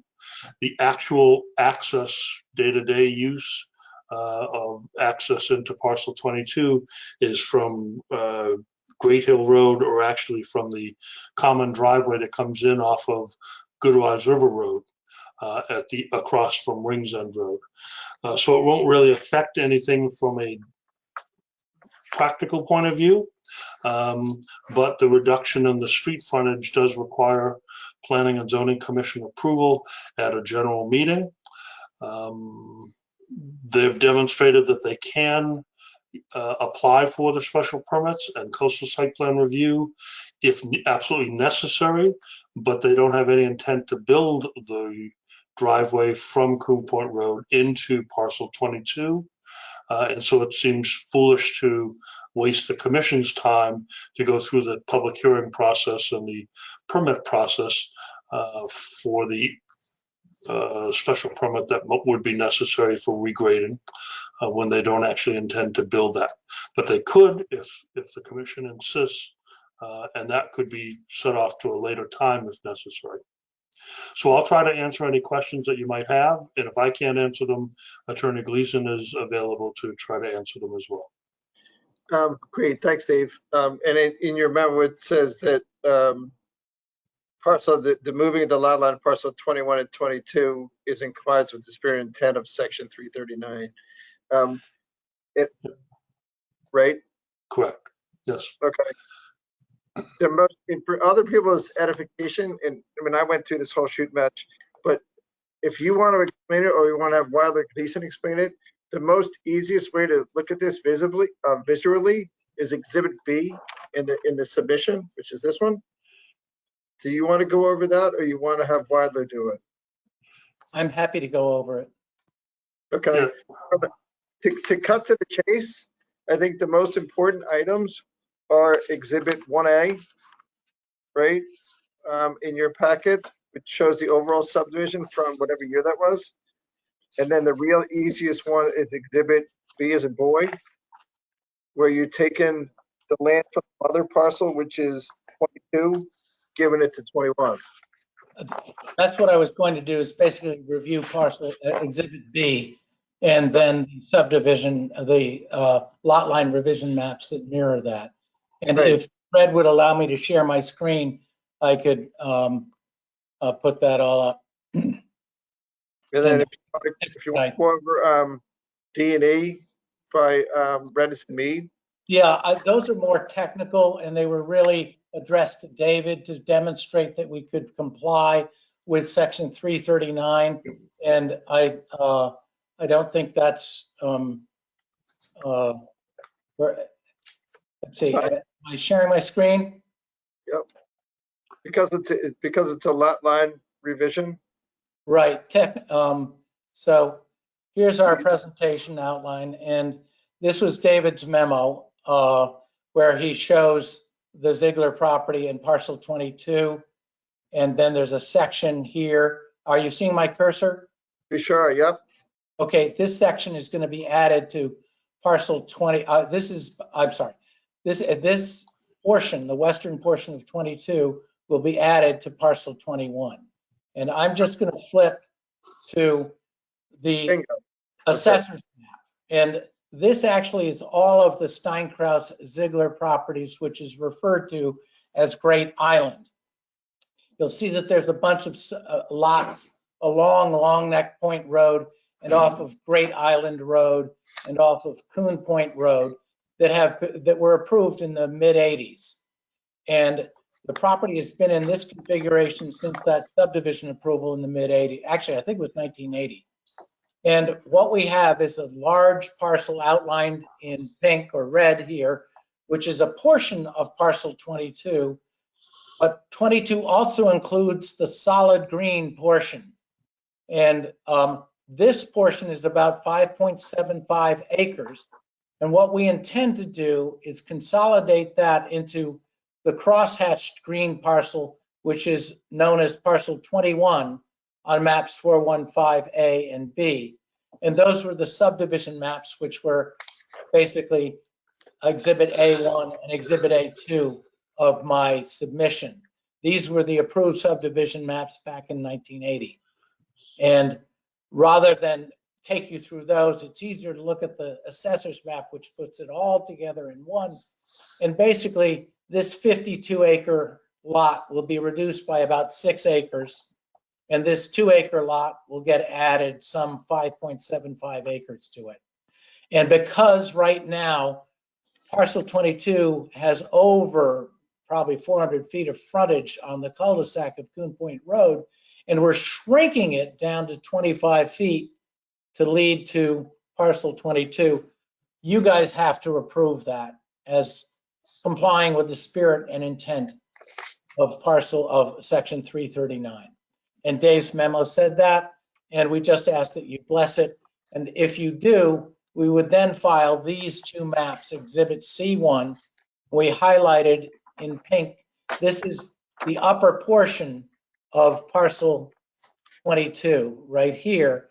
And then the bottom portion cuts across here, and it shows in section Exhibit C2, the bottom portion of it, lot 22, and it will have an access way here that's 25 feet wide, hitting Coon Point Road cul-de-sac.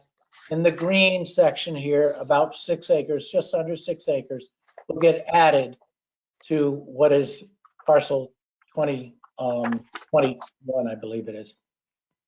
Let's see, it's 21 on map 4145.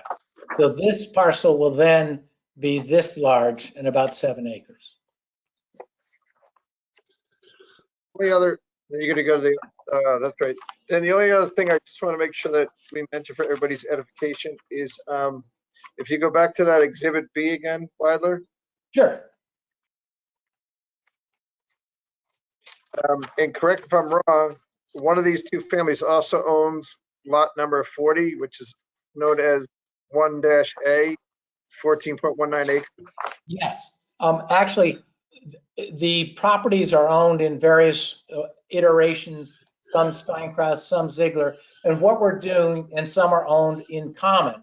And what we're trying to do is. But what I was going to get at is that big parcel, which is the new 22, you eventually could at some point in time get access off of Great Island Road. Yes, the Great Island Road will provide the access to these two parcels in any future development. Yep. We are essentially foreclosing access over Coon Point Road with this provision because you can only put a driveway and it's only 10 feet wide from Coon Point Road to reach parcel, the revised parcel 22. And if someday this ever comes back to a later commission, you can have those 3 parcels and 3 driveways or 4 driveways off of Great Island Road have access to new lot 22. Yeah, we have 50 feet for road right of way that could lead into this, these 2 lots being developed. Okay. Commissioners, everybody understand what's going on here? Everybody? Larry's good. George, you want a question, sir? Your lights on? Quick question, if I can, please. Wilder, so I understand that there's access from Coon Point Road into the new parcel 22 shown on Exhibit B, the rather narrow sliver in red. I guess that's your 10 feet you were talking about. But I don't see that same sliver on C2. You know what? My paralegal, it did not color it correctly. And if you look just where my cursor is, that is where parcel 22 will continue to have access, right here. And this should have been colored in pink. Okay. To be consistent with parcel 10 feet? that 10-foot wide? It's actually 25 feet wide. The access way must be 25 feet, but because of topography, we can put in a 10-foot wide driveway, which is the minimum. Oh, I see. And is that by grant of an easement from somebody or? Nope, we will own this strip that's 25 feet wide. And then when we get to the causeway where there's a dam, it widens to 50 feet wide. And then you can see it more easily on Exhibit B. You see the little sliver here, that's 25 feet wide. And then it becomes 50 feet until we cross over the dam, and then it gets much wider immediately. And Okay, that's understood. all legal under 339. Understood. Thank you. Hey, Wiley, you can't throw your paralegal under the bus. Sorry, I should have. I didn't notice it. Especially if I know who that paralegal is, do that on All right, I'll take responsibility. It's my responsibility. I think it's Gleason, but I'm not saying anything. Any other questions from any other visitors? Larry's good. Tara Gately said. All right. It's just a general meeting item because it's a lot line revision, so it doesn't have to go to the general. I mean, ideally, we would love for you to approve this tonight if you can see your way to doing it. Be quiet. We're going to approve it. That would be great. Thank you. Thank you. I would like to entertain a motion to approve us. George Riley makes a motion. Larry Woman makes a second. All in favor? Jen, you're good. And Carrie said she. Yeah, I'm here. I approve. I'm voting yes to approve. And Jen, you're good? Yeah, can you hear me? Yep. Gotcha, Okay, Carrie. great. Thank you very much. I really appreciate it. And David, thank you for all your help in making it happen. You're welcome. David's on top. Dave Keene's on top of this. We know. All right. Jeremy's back. Make the minutes reflect that Jerry's back in the meeting, and it is now, what time is it? 9:02. 9:02, 9:05. We got a Yankee game to watch tonight, so we got to hustle this one along. What's the next step on here? Next one. All right, that's the end of that. Now we're going to go to deliberations. The first item under deliberations, deliberate and possible decision regarding special permit application number 4B as in boy, site plan Piedmont Associates Inc., Piedmont Club, 152 Hecker Avenue. This is the draft proposal to put in a bocce court that's, I think, 12 by 70 in the back of the parking lot. And we have a draft amendment. Draft resolution, yep. Yep. You may recall at the public hearing, there were a number of neighbors who voiced concerns. The commission draft resolution is granted with stipulations. There's stipulations about when bocce play must end, that car headlights cannot be used to light the bocce court. Any changes to lighting or the parking lot or the bocce court in the future requires an amendment to the special permit. Condition E was included that the Piedmont Club shall give contact information to the neighbors or to the Planning and Zoning Department, which will serve as a resource for the neighbors if they have an issue or concern. The department would have a contact information for Piedmont Club. It does note that if they want to put in even more planting or more fencing, that may be done with just a director approval. They don't have to come back to the commission for additional plantings or fencing or something like that. So that pretty much outlines the draft resolution. Okay. Happy to answer any questions. It's a short draft. It's a couple pages. I didn't see anything that jumped off the page at me. The court still meets all the setback requirements. It's pervious surface where water can go through it. Probably crushed stone underneath and sand on top. I was going to mention that later. The arborvitaes that we approve in town, those things are huge all over the place. Arborvitaes seem to do well for the most part. We can't see through that stuff. Any questions, comments, scrivener's errors, typos in this one that anyone saw? George Riley is saying no. Carrie Gately usually sits, finds something no. Larry Warble is catching up. And Jen, you're okay? Okay, and Sorry, this, I'm here. I got, we're cool. And this is got to get installed within a year from today. With that said, I would entertain a motion to approve as submitted. Larry Warble makes the motion, Second. and Jen Leahy makes the second. All in favor? Aye. 5-0 as written. That's written. Mike Vitti and company gets their bocce clear. All right, number 2 up here. Landfilling and agreeing application number 508, Town of Darien, 30 Edgerton Road, also known as 204 Hollow Tree Ridge Road, because that's the entrance of the school. This is the former senior center demoed site that is above and below grade with a couple of parking lots associated. They're not going to touch the parking lots. Those are staying in place.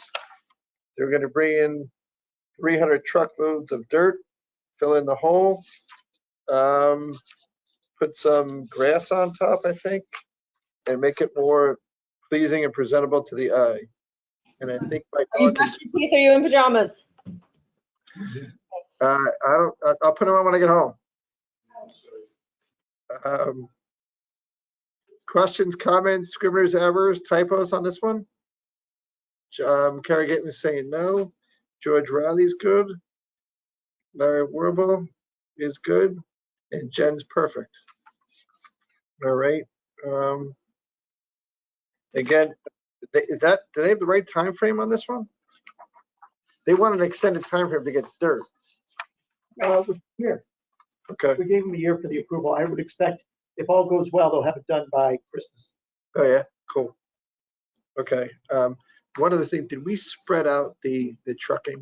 Because 300 trucks, a lot of trucks. Well, I think the goal is to be sensitive to the buses that come in and out of that entrance, but a lot of it is relative to the availability of the fill that comes in. Right. If you get his hands on the fill, he'll bring the trucks in. If you get a harder time, it may take a little more. Okay. And this is controlled by Parks and Rec and Town Hall. Public Works project. Okay. But this site's controlled by the Selectman's office. Or Selectman's office, yes. Yeah. Okay. With that said, I look for a motion to approve as submitted. It's Carrie Gitley makes a motion. George Riley makes a second. All those in favor? There we go. Done. 5-0. Fantastic. Finally get that thing cleared up and make nice. Side, did Public Works just complete, I don't know, they did it really quickly, the sidewalk going at the Hollow Tree Middlesex intersection? That's part of my chairman's report. I'll get to that. Oh, okay. I just saw it today. I had a car full of boys, literally 6 boys in the car. They cheered and like hooted and hollered, wanted me to stop the car to get out to be like, there's a sidewalk there. So Tell them we got a stick and initial their names in it. no, I would never let them do that. Are you kidding me? No. Look at my hometown. Next item on the proposed amendments to Darien zoning regulation COZR number 2-2021 put forth by Jeffrey Brown, 26 Peach Hill Road. This is the proposal to amend the zoning codes to allow a temporary dwelling unit, right? Right, this is to allow 2 houses on a lot temporarily. Commission had a number of public hearings on this, April 27th and May 25th. The commission had deliberations, it says June 1st, but if I recall, there was another date of deliberations. Fred, more recently, maybe July 13th? We deliberated last week. We deliberated this one last week, and we punted on the other one. Right, well, we purposely held off. We have to do this one first. We have to do this one first. So I think we'll have to change that to also mention in here that there were deliberations on July 13th, as I recall. But basically, the draft resolution is adopted with modifications with an effective date of Sunday, September 26th, 2021 at 12:01 p.m. And the commission makes a number of findings about what was discussed at the hearing, consistency with the town plan of conservation and development, The commission noted the various objections to the application at the public hearing. They note that there's a specific effective date, which gives time for the legal notice to be published, the regulation change to be filed with the town clerk, to be published on the town website, or new zoning books to be printed up, etc. So that's why there's such a lead time. It gives us about 7-8 weeks to pull that all together. So on page 3 and 4 of the draft resolution, which shows the new wording in bold and underline. You'll see the various criteria which would allow a new single-family residence to be erected on a lot while the current owner resides in an existing residence on said lot, and the various 9 conditions that need to be met as part of a special permit. Okay. And the commission will note that we went with the half-acre lot size. There was some deliberation regarding half versus 1 acre. We did go with the half-acre in the draft resolution here. Okay, that's the one thing I want to check on. So in practicality, you can do this, the way it's drafted now, we can do this in a half-acre zone? That's the way it's written? Yes, you can do it in any zone. You can do it in but you can't do it in a 1/3 acre zone because it's less than half. It's an oversized lot. Yeah, you're right. If there's a half acre in a 1/3 acre lot.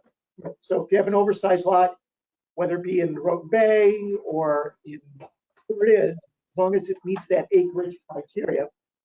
The other thing we specifically included, I'm glad you mentioned, Steve, condition 2, H2, the lot is not located within or partially within a FEMA designated A or B special flood hazard zone. And the reason that was included, that was a recommendation from the state of Connecticut DEP. Yep, okay. So for obvious reasons, we're trying, as you can see last week, with severe flooding in Darien, Right. we don't want to put more houses where we can avoid it in the flood zone. Okay, so now I'm going to jump ahead if you guys don't mind. If you go on the last page where it says the new dwelling shall comply with all area and bulk requirements. So the new dwelling has to comply with all the setbacks.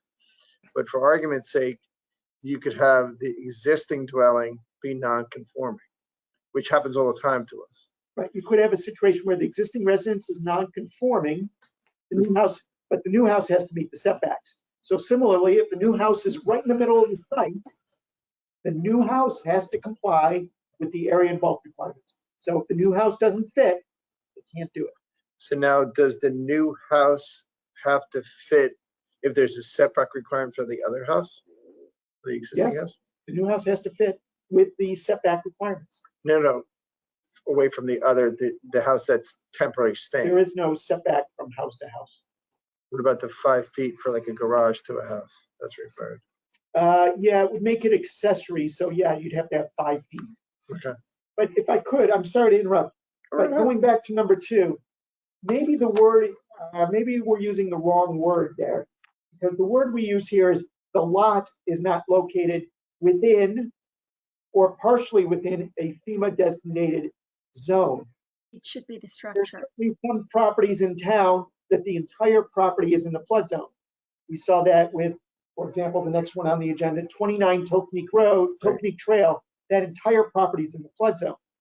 There are many properties, if you think of 218 Long Neck Point Road, it's a very big property, it's well over an acre, and as you get closer and closer to the water, that part near the water is in the flood zone, but the rest of the property is high and dry. So I guess the question is, instead of saying the lot is not located, do we want to say the new house is not located in the flood zone? What about if the new house, I mean, we can come up with site examples all the time. What if the new house is in the Roten Bay? The entire Roten Bay is in the flood zone, Can't do it. but you lift the house out of the flood zone. Nope. The answer would be no, because it would still be in the flood zone. And you'd be adding a house. You'd have one house, and you'd add another house in the flood zone, which the state of Connecticut doesn't want. Okay. So I think the question here is, if you get a lot like Long Neck Point Road, where you might have a huge lot, but a very tiny part right near the water's in the flood zone, do we want to allow by saying the new house, as long as the new house is outside? So maybe they'll change the word Partially is the screen down. or change the lot to the new Structure. Or either structure or any of the structures. Because do we even want a temporary structure and people living and then But they're already, you're already living in the other house. The other house is already in use. right, but now they're going to be living in use in a flood zone, and then there's trenches built and all sorts of activity going on and stockpiling of materials, and there's a flood and there's a giant hole. And are we allowing for a situation that exasperates or creates an adverse impact on neighbors that could potentially impact flooding conditions for neighbors?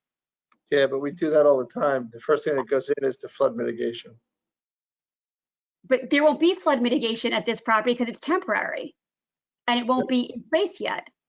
As soon as you put the new house under construction, that's the first thing that goes in. But we're allowing this temporarily before anything happens, so flood mitigation may not be in place yet. Right. So the question is, if you think of the example on Long Neck Point Road, where the new house might be closer to the water, further away from the water, the second house, if you will, which would just be there, which would be the new house, as long as it's not, that new house is also not in the flood zone, the old house would be coming down. So I guess that's the question is, how do you want to treat this? If by the structure, because if you say if no part of the lot is within the flood zone, you'd have many properties that are high and dry for the most part. That seems overly broad. Some water frontage Right. that would preclude it. So I think it might be better to tie it to the structure, not to the. Yeah, you gotta tie it to the structure. Are we talking both of the structures or just the new structure? Either, New one. Because you can't move the old one. but we're allowing the new one. I think very much that it'd be the new one. Structure's the new one. Do we ever refer to the building envelope and suggest that if any portion of the building envelope on the lot is within the flood zone, then it would be excluded from this provision? We kind of do that a lot with the building envelope. That's with the setbacks. Well, that's actually the lot envelope. Yeah, I'm just trying to think, George, that's a good question. Let's think that out for a second, because you could have a building envelope that, again, the example I would use is the one on Long Neck Point Road, where it starts going, the setback is, say, 40 feet from the water or something like that, or a small portion of the property touches.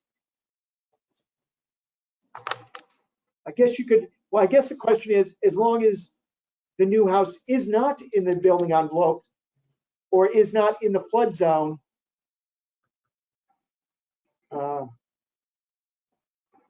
entire building envelope cannot be. The building envelope doesn't include That makes it a little patios. more confusing because the old house might be in the building envelope.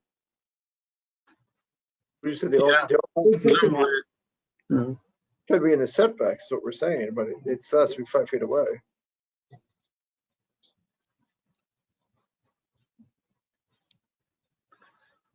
Does that answer the question, George? Well, I'm just thinking maybe we've just got to exclude any parcel that any portion of the building envelope is in the flood zone. Just make it I agree. draconian. Okay, we can say that if you want. I think that works. That's less draconian than how it's drafted currently, or potentially drafted. Seems to have an element of equity to it. I agree, George.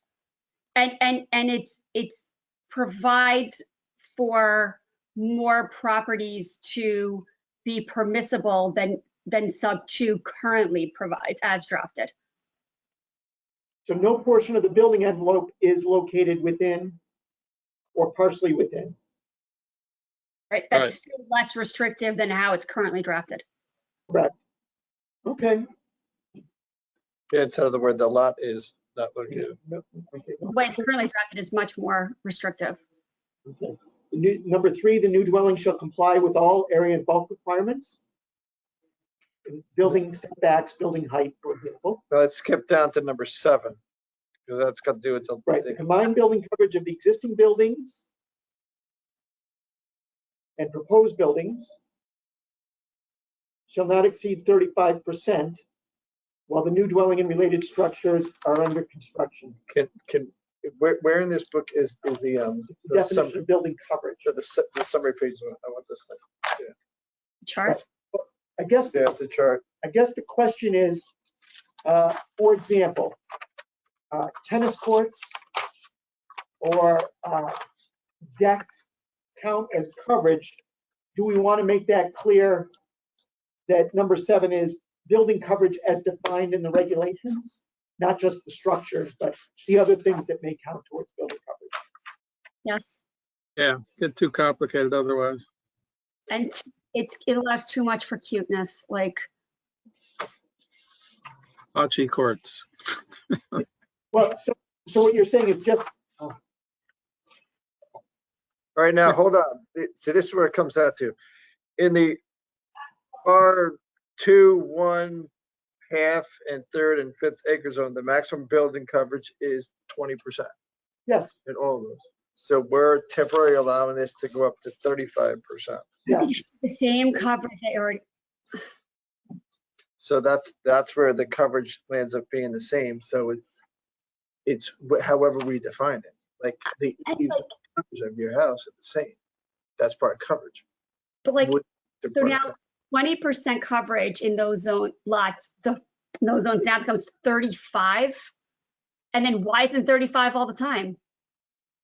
No, this is a temporary issue thing. I know, but like if we allow it temporarily, like what's the justification for not allowing it all the time?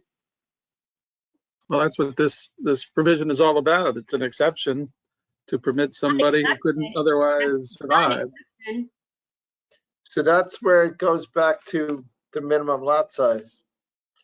This is why I want it to be not less than an acre, not a half an acre. I'm actually with you, Steve. I think with the coverage area. Because you're getting, if you could do 35% coverage on a half an acre, temporary or otherwise, is a lot. And that's why I want the lots to be bigger and not just a heavy. And Jen, this goes back to you in the discussion we had months ago. Mm-hmm. It's. I mean, I get it. You can definitely build one house on a half an acre. The question is, can you build a house on a quarter acre? And do you know you could build 2 houses? And we're from Long Island. We know about lot sizes and houses on like not even an eighth, like on like where it's square footage defined. Like we know that. Get it. So Hold on. 1 acre is a lot of land. But it creates So I mean, our regs allow to build on a fifth of an acre, which is 15,000 square feet, which is tiny. but not at 35% coverage, they don't. And I get it. I know. But you and I know in Long Beach, they allow that. And we know the park and what happens. Right. It's a dangerous environment. It's a parking territorial. It creates, I mean, fights, like literally people putting cones and fighting over street parking. Yeah, but that's because the lot size is what it is, right? Kara, I'm just trying to understand. In that case, but right? You build a lot size and then you're allowed coverage over a certain area and apartments within the single unit. And so now there's, multiple families and rent. And so now there's not enough parking and cover. And so now everyone's fighting over street parking. Kids are jutting out on bicycles on the street and then cars are hitting them. And I have seen this happen on my mother's block. Like I've seen it happen. Right. So this is different than this, though. It's yeah, it is different. I honestly don't see how that's relevant to this discussion. It is because when coverage is expanded without thoughtfulness, there's issues. Well, that's why we're thinking about it. Right, I know. But to Well, pay, if everyone on the block decided to build a new house at exactly the same time, then we'd see the issue you just described. Okay. But here we're talking about letting, as people replace their homes and upgrade and modernize and build new homes, just making it a bit easier if they can happen to fit them in, which is so we're not talking about the lot sizes that currently only have a certain percentage, and now they will be allowed 35% when currently they're not. No, but right. remember, While the new building is under construction. the whole thing's a special permit. The whole thing's a special permit, so nothing's as of right. So it's got to come into the commission to be demonstrated that it works. Right? That's the whole thing behind a special permit. So I think that's why a half acre works. versus an acre. Yeah, I mean, I'm not going to because stand on a you'll have soapbox. control of it. Yeah, I'm not going to stand on a soapbox that it's got to be an acre. I would like it to see if I get outvoted, I get outvoted. There's nothing I can do about it. I would rather see it bigger than half an acre. I think the temporary being 35% doesn't freak me out. Because eventually it's going to go away, right? Is there a sunset on this, and how long can be temporary? Well, we have this in condition 8 and condition 9, where as part of this, the commission is saying the existing dwelling shall have its kitchen and cooking facilities removed within 30 days after a CO is issued for the new dwelling. And number 9, any buildings required to be removed by any commission approval pursuant to this subparagraph shall be removed within 75 days after issuance of the CO for the new dwelling, unless extensions are granted by the commission. So there are those two provisions which say, okay, right away you need to get rid of the kitchen, and then the rest of the house must go as well. So and what happens if they don't? Well, certainly that would be like enforcement of any other special permit approval, of which, sad to say, all day, every day, we get people coming in and talking about. I had a gentleman come in today and say, my neighbor is violating their special permit, and I asked him which property. I went to the file today. I realized, yes, what he's talking about is a violation of that special permit. So now I spoke to Dave, the enforcement officer, and a letter will go out to that group saying, your special permit does not allow for this. Let's talk about it. Let's fix the situation. Here's what your special permit says. Are we going to require people to knock down a house? Well, it's funny you mention that, Kara, because number 9 does not say you have to knock down the house. It says any buildings required to be removed by any commission approval. So, for example, you have a small little house on your property, and you're saying, I'm going to turn that into a pool house with no kitchen, or a detached garage, or something else. That's why number 9 doesn't specifically say the existing dwelling. It says whatever is required to So be. how is it temporary? This is basically eliminating single family zoning. Well, no, the state of Connecticut has done that for us already. Okay, so then let's just admit, okay, then let's just move on. In this case, it does allow people to take that space. Now, I don't know how many people are going to take advantage of that. Most people are going to say, I'll get rid of it, whatever. But I don't know. As we've noted for the record, very few people have done 2 houses on 1 lot temporarily, even applied to the zoning board. Great. I mean, so what in the real world, what happens is Not temporary. if you have a cottage on, say you have a cottage on your house, that's a legal non-conforming use, and you own 2 acres of dirt, and there's a kitchen in it. Somebody builds, a new house on the same lot. They rip out the kitchen in the other one, and they turn the old house into, a cottage or a barn or a garage. That's because the footprints. No, we don't have, because when you have cooking facilities. Right, yeah, because the kitchen gets pulled out. It says All subject to special permit review. Correct. Yeah. Who is going to go out there and check, and who is going to enforce this? David Keating, currently. So one guy is going to go enforce all this. And the building, the building department does it too. Yeah, but Yeah. the COs are not tied to it. The building department has to issue the CO for the new house that the. No, it's not tied. No, they get the CO without that doing this. The CO will be issued regardless of whether they comply. So It's- no, the building department will not be enforcing it. But you gotta figure. Currently, CO is tied to this, but currently, as it's written now, it's not. So what you're saying It's in number number 8, Kara, is to make it a shorter time frame than 30 Because right now, days. they'll get the CO without having to comply with anything. You can make this, you can make it. Both It's- structures with kitchens and full facilities can stay up and they will get a CO. Right, you can make it number 8, the time frame could be shorter, Can be 0. could be Because you can 0. have 2 kitchens for 29 days. Right, so what you could do Once is, the CO is granted, like who's gonna go back out there? And I'm being real, I'm asking from a practical, like real life, standpoint. right, and maybe that's the answer, Kara. Maybe we change it to the, The COs is what drives people. You can't sell your house. You can't, a title search won't pass. But like the way you really do enforcement is issuance of COs. So if they can't get a CO, they can't sell the property, they can't refinance it, they can't do anything because a title search, it will come up. right, If so, you grant the CO,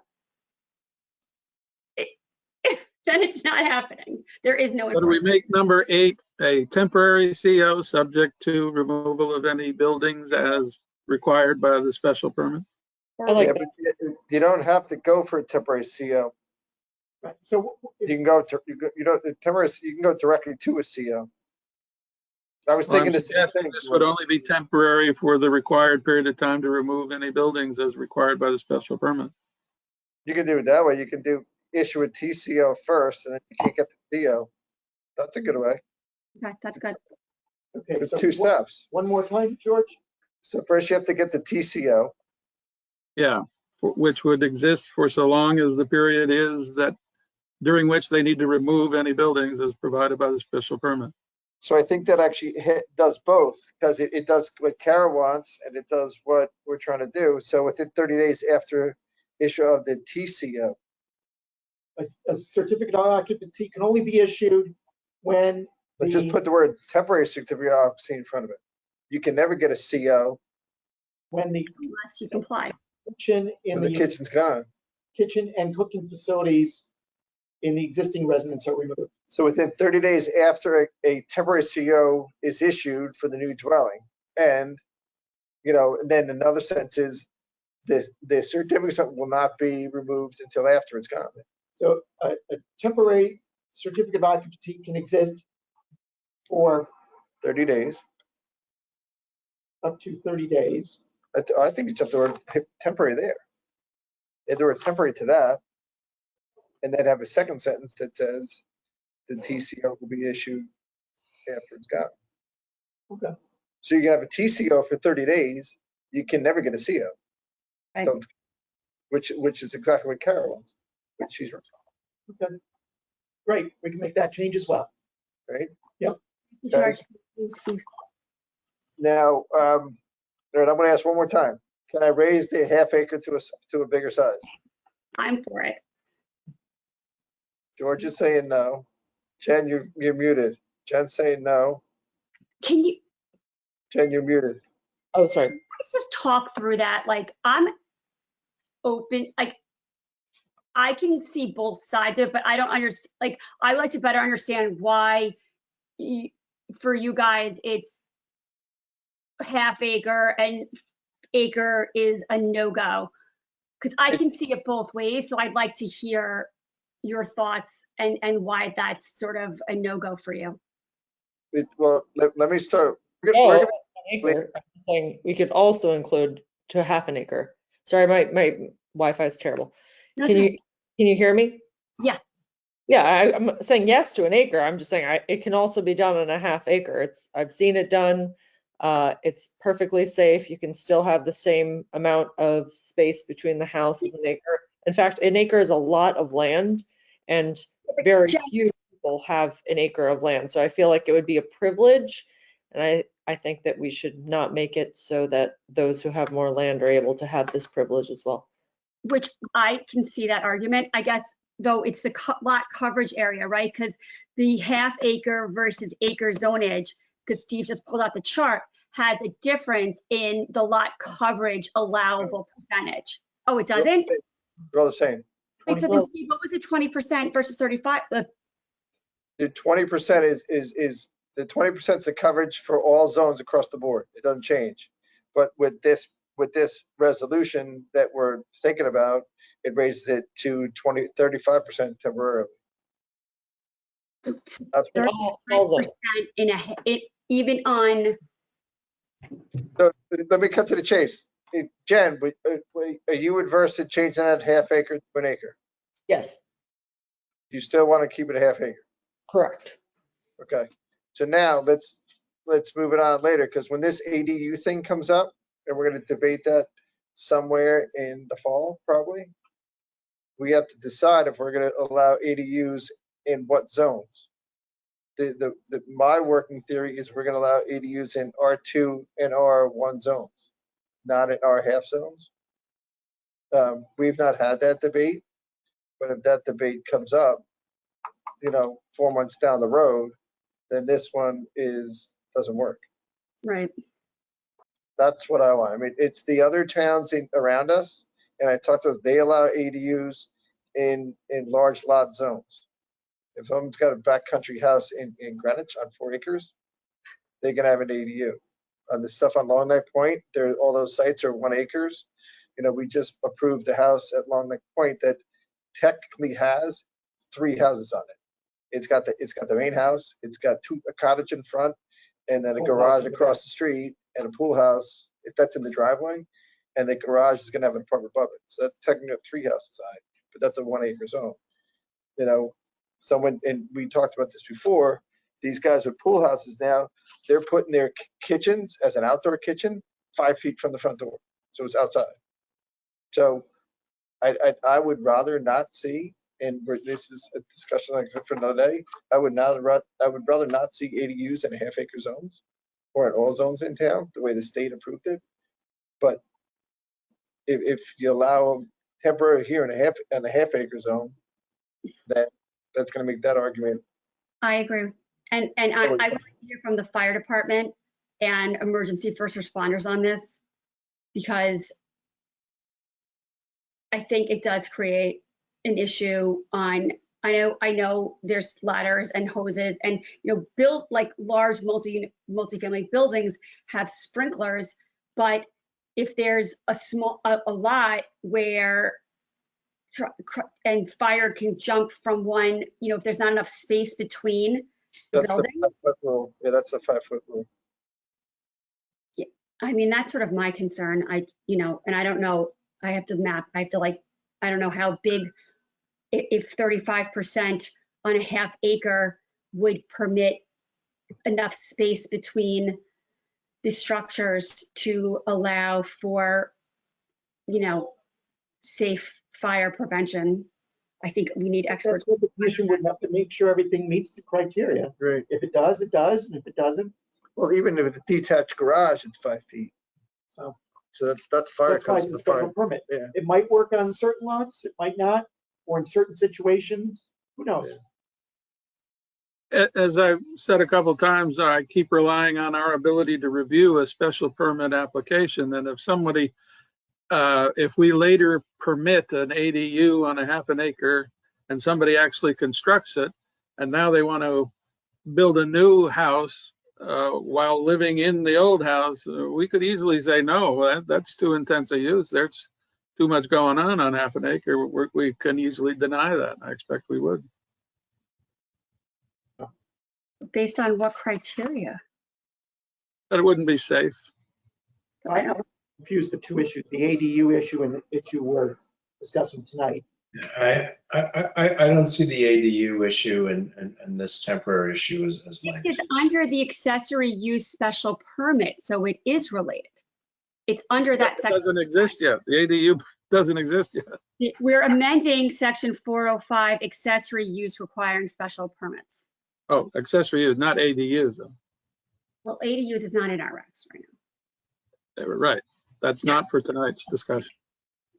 All right, so everyone's okay with the half acre except for me. I'm not. I think an acre. I want it to be consistent, and it's like parking and considering collateral consequences of other regs and other sections we might be affecting when we make an amendment is like a thing I keep beating like a drum. So Well, let's take a poll. Let's take a poll. Jen, you're fine with a half an acre. George, how are you with an acre? You're okay with half acre? Okay. Larry, where do you sit? Half acre. You're okay with half acre? I'm good with half an acre. Okay. So Jen's not, or Kara's not. I'm sorry, Kara's not. An acre.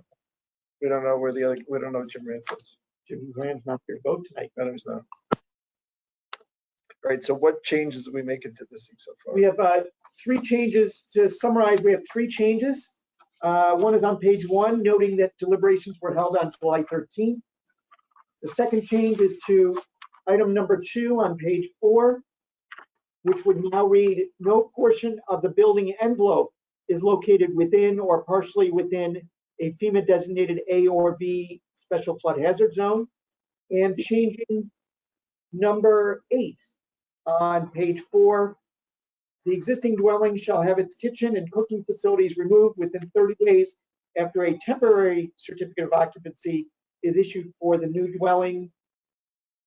A certificate of occupancy can be issued once the kitchen and cooking facilities are removed from the existing structure. If you want to say permanent CO, we can make it say permanent CO.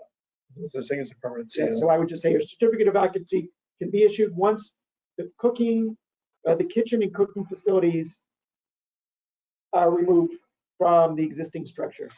Okay, now. And the coverage is back to 20%, Yes. because we don't really want that house without a kitchen to continue to be there. Great. And the coverage. And the coverage complies 20 with the regulations. Right. We'll also need to rework number 9 because we're referencing 75 days after issuance of a certificate of occupancy for the dwelling. So that's going to have to be reworked as well.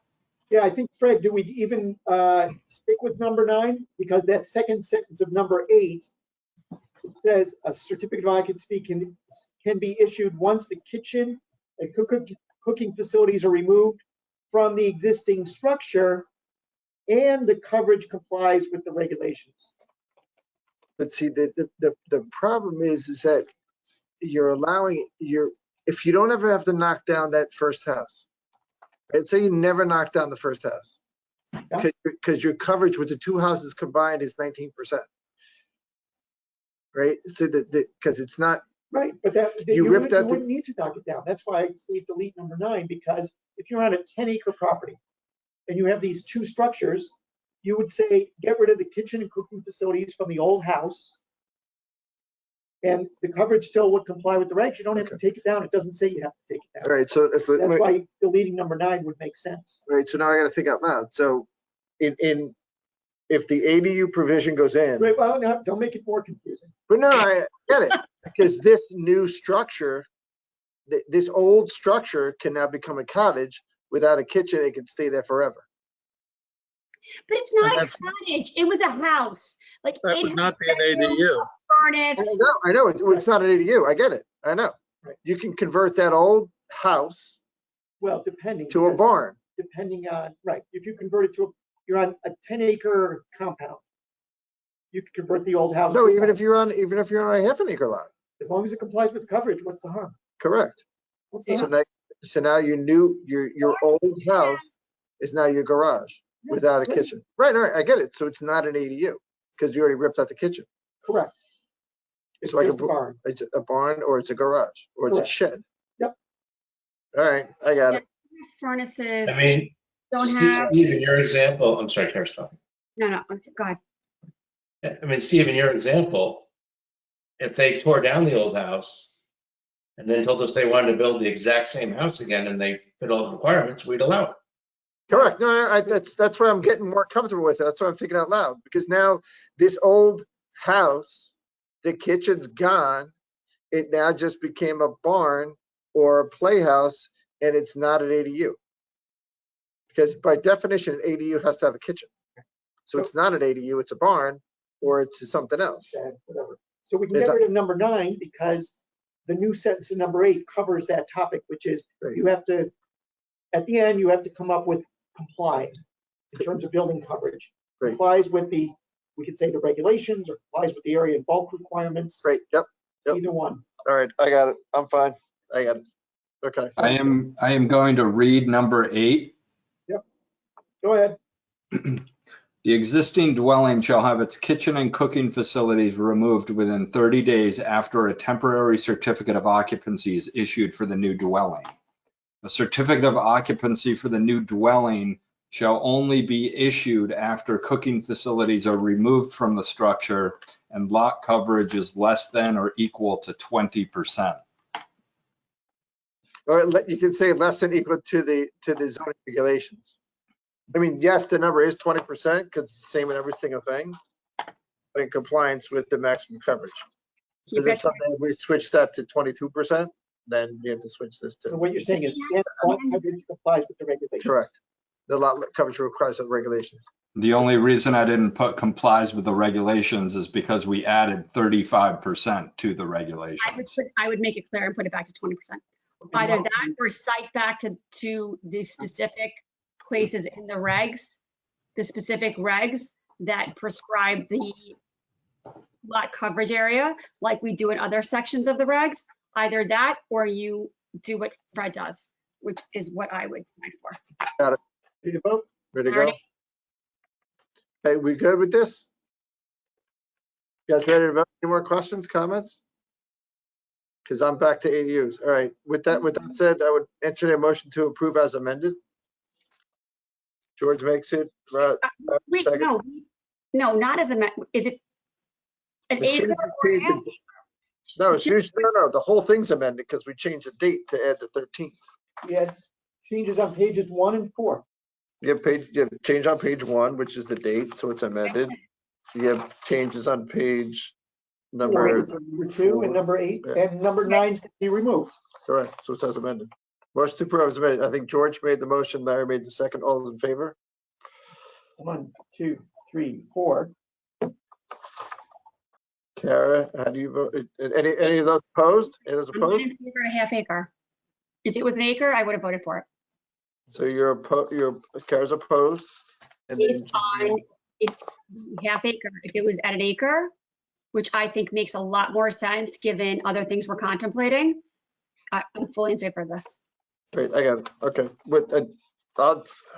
I had to get over it too, and I'll tell you how I got over it offline someday. Okay, so 4-1 vote. Thank you all. Okay, next. Deliberations only, special permit application number 320, Jeffrey Brown, 20 Peach Hill Road, request to allow continued temporary owner occupancy of existing building based on a special permit. So, hey, guess what? We get to enact this new law that we just passed via special permit. An effective date, like every other new regulation we have. What's that, Kara? I'm sorry. An effective date. The effective date was right on the draft resolution, September 26, 2021 at 12:01 p.m. So if the commission were inclined to approve the special permit, Fred and I will draft a resolution, and that would have an effective date of sometime after the zoning goes into effect. Correct. Thank you. Don't really draft anything till we get the feedback from the commission. And you can't, this regulation does this resolution subject to appeal, right? That's correct. Both the zoning regulation amendment that was just adopted by the commission, as well as whatever your decision is on the special permit, are both subject to appeal. I will note that the decision deadline for this is next Thursday, I believe, the 29th of July. But we can deliberate right We're going to now, deliberate, and we're going to try to draft something for next week, which is the 27th. which is the 27th. Yeah. If we Okay. need more time, we'll have to sort it out as we get closer. But Okay. I think we can, if there is consensus tonight, clear consensus, we can draft something up for next week. Okay. At the end of the day, I think we can allow this, and I would like them to draft up a positive approval for this special permit application. George Riley just gave me a thumbs up. Larry Warlow just gave me a thumbs up. Jennifer Leahy gives me a thumbs up. Carrie Gately, where do you sit on the fence? I guess my issue is I'm having a hard time having seen the property and I don't, that driveway street, it's an odd property. And I'm not sure if that issue with that very narrow shared driveway, that's not really a street, that will have construction vehicles, multiple children, bicycles, construction vehicles, 2 stockade fences up very high with, I don't know if that's part of this application or the site plan.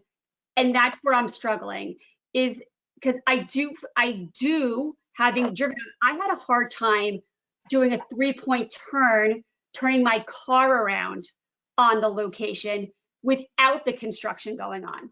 Knowing there's that number of young children, it is a legitimate concern, but I don't know if that's part of the site plan or the special permit, or if that's an issue that's already been decided and we're moving on from. It's part of the site plan because Okay, it's already been it's done. approved. Okay, so it's done. But You know, there's other houses in Darien that have the same thing. I mean, Well, not let me go kids. I mean, have you guys seen that property?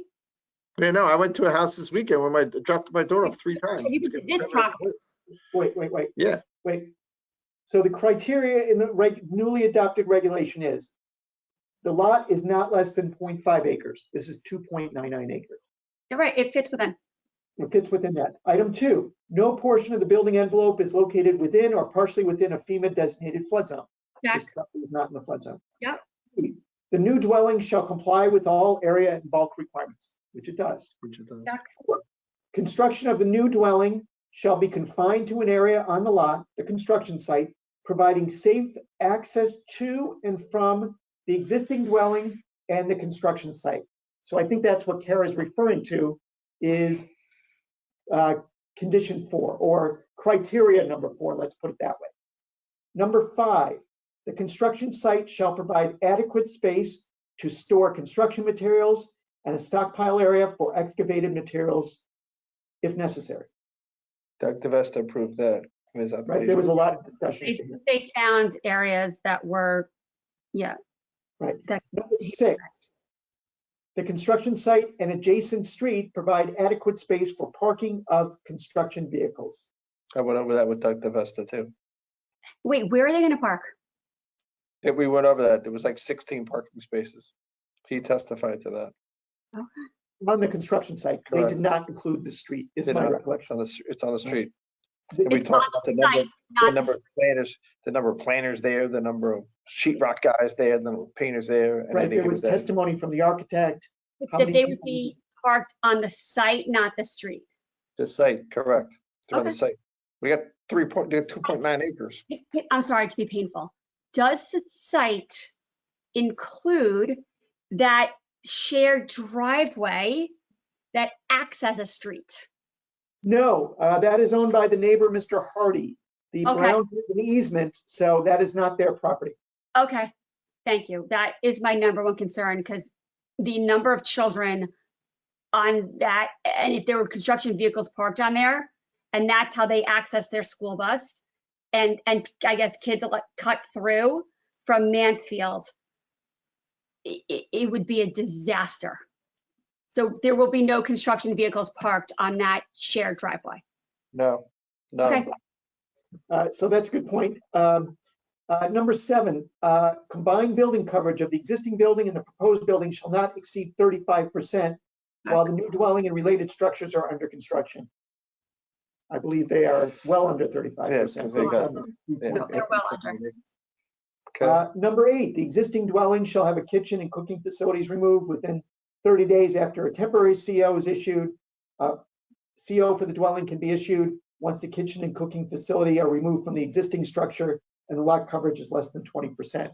That would be potentially a condition of approval. Yeah, it's conditional approval. Yeah. So, Okay, so everything that we just approved is 10 there- minutes ago? I guess the commission needs to make positive findings on all of those. Yep. This is a residential zone, the zone that this is in.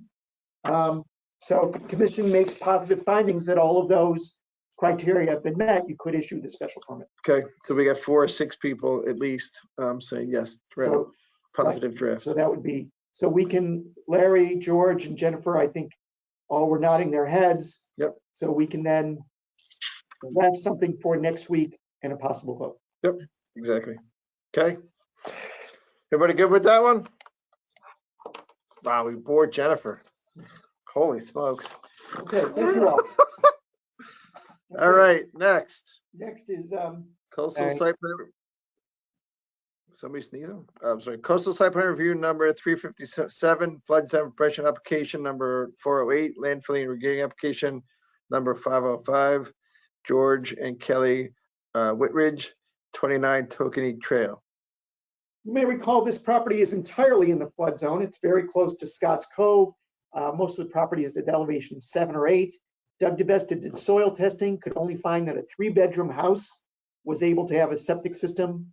So at the public hearing, the first hearing, there was concern from both the health department, the Tokenique Association, as well as This one state with of two Connecticut driveways. DEP. Right. DEP recommended a Clomar based on fill, conditional letter of map revision.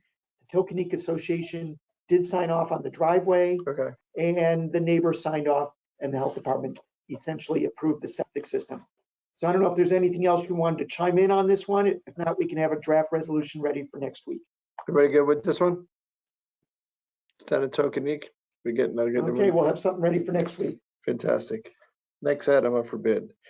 Subdivision application number 629 Thomas, 130 Leroy, request for extension of time to demolish the existing residence and file a Mylar. Where's 130 resident? This is 130. You may recall this had the big nice tree in front, and they were splitting it one house into 2. It's a Victorian house, The old kind of a house. historic house. They got a subdivision approval, and they're asking for a little more time. I would recommend granting an additional 6 months. 6 months granted. Everyone good with that? 6 months. What's my, okay, yeah, 6 months. Yep, 6 months. All in favor? All in favor, take a vote. All in favor? 1, 2, 3, 4, 5. Great, thank you. Good luck, Kathy Thomas. You're welcome. Thank you very Sorry it much. took- You're welcome. Sorry it took so long. Chairman's report. Chairman's report. I'm gonna take the other one. Anything new and special on this one? Oh, that was it.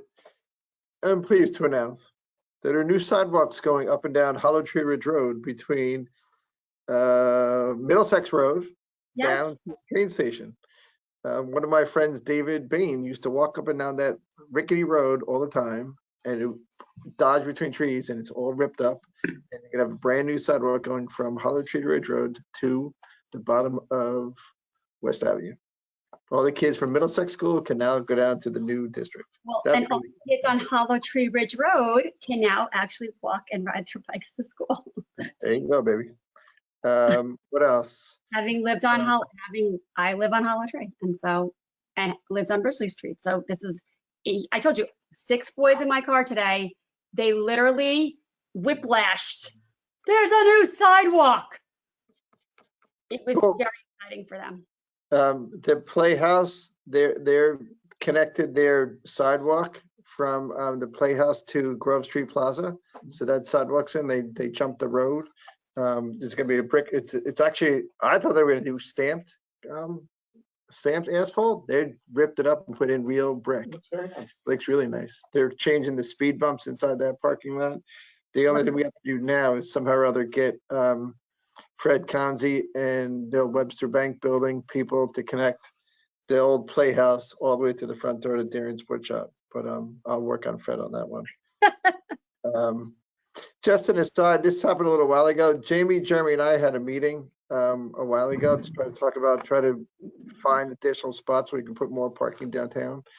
We did find out that the state owns a couple sites that are underutilized. So Jamie's going to work on that a little bit more. What else? I didn't mention this before, but people that did not see it, the Norotan Heights Palmer's family did post something to their website that talked about their new development is going to go back underway. They have an investor that's a local investor that's helping out.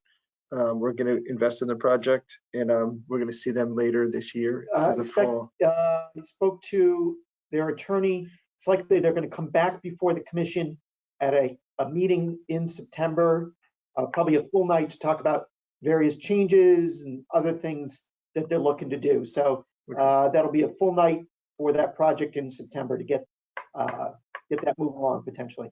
Okay. Then this is good. I thought the gas tanks were pulled from the old gas station in the Corbin district. David said they're not, but there's a hole in the ground. Question for Jeremy is some of us are going to go away on vacation in August. I'm going away. What's going on with the corner of Norotan Avenue, West Avenue, those gas stations and the widening of the road? Is there a date set up for that? State of Connecticut DOT is reviewing the final plans. We expect, if we're in July, to go out to bid in August or September, maybe get the project started in September, October. It's a 6-month project. Oh, yeah. So it's still on target. It's still waiting final DOT review and approval to do that little widening there. I expect, definitely March next year at the latest. It's finished or it's done. Done. Okay. So just the only thing I want to do is this happened a couple of years ago. Let's just give the Board of Education a heads up that some of those sidewalks might be ripped up. I know it's really not your jurisdiction. Yeah, I think the key is coordinating with them. Because it goes back to where Kara was talking about kids from school can walk through and whatnot. Yeah. Because kids from what you call it, the Heights. That's pretty much it. There's a couple other things they have on here, but they're not really material. So let's move on to the next one. Discussion of parking and multifamily housing opt-out and ADU marijuana provisions. The only thing relative to that I want to bring up in advance, I got an email from Margarita Albin, who's a chairman of Planning Zoning Commission in Greenwich. And she said that she asked Francis Pickering, if you knew Francis Pickering, he is the executive director of the COG. She polled 7 towns in our district, and in the town of Greenwich, they voted to disallow, is the exact word, cannabis in all zones across the entire town.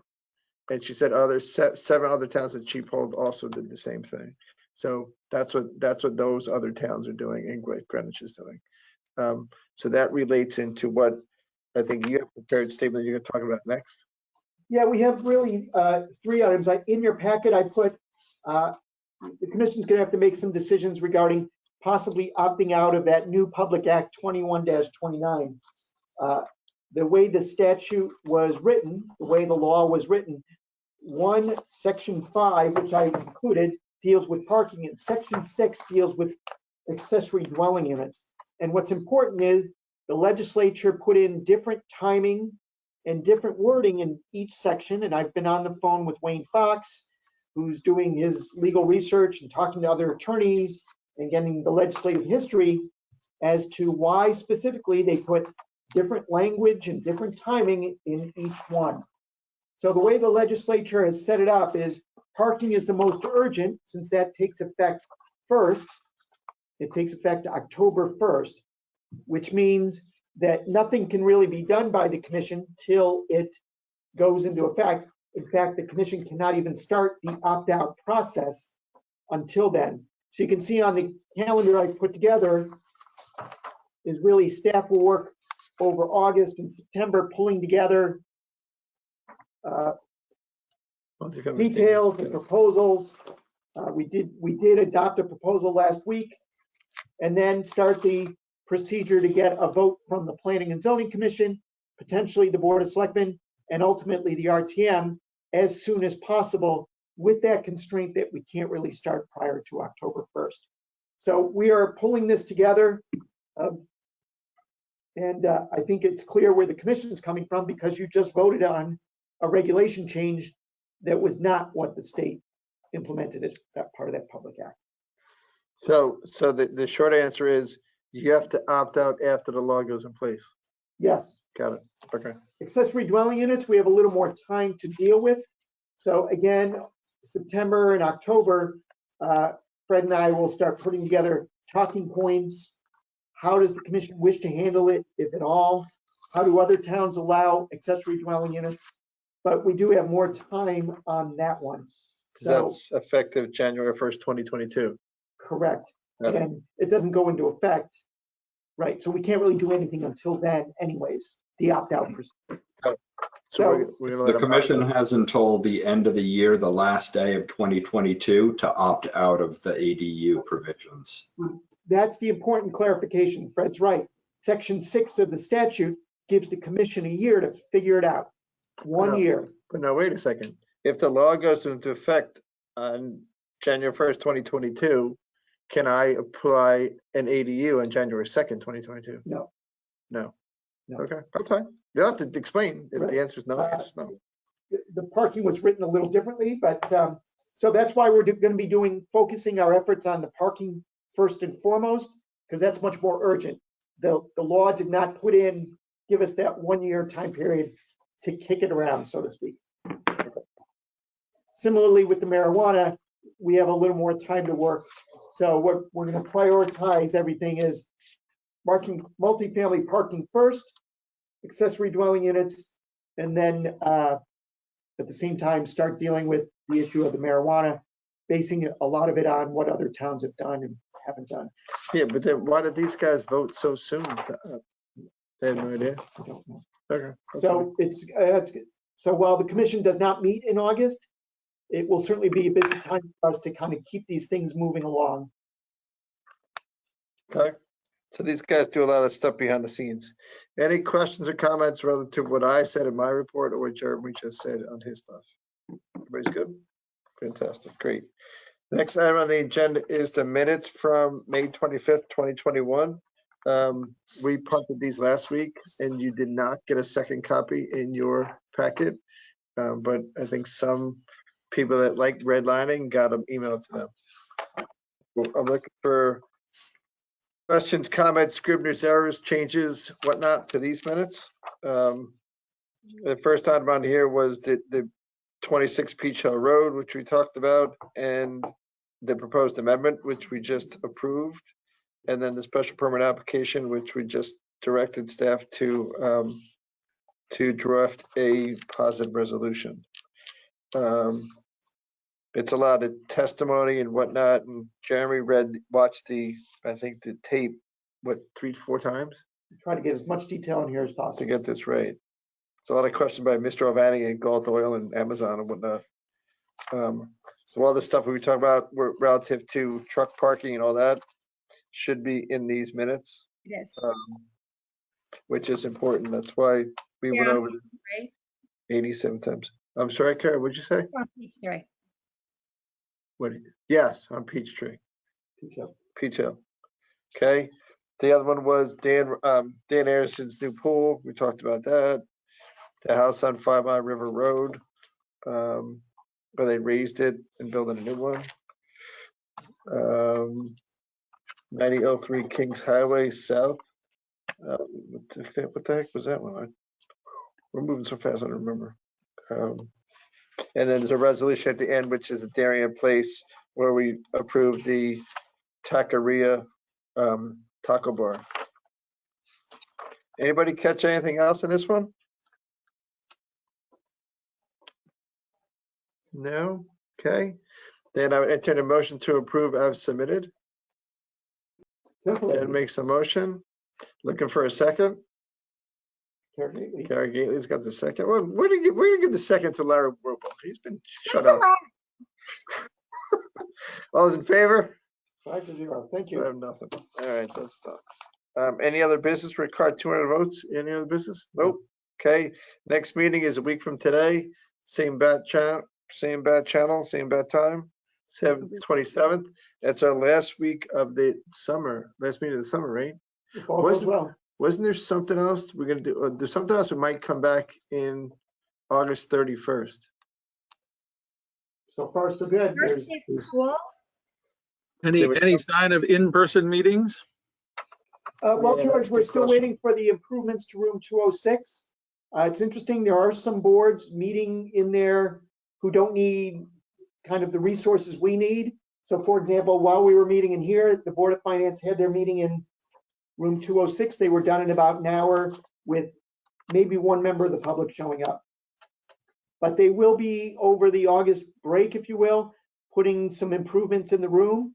And there's a possibility, depending on what's going on and the workload, that we might be able to do some kind of hybrid meeting where some people are present and some people are on this type of situation, possibly in September.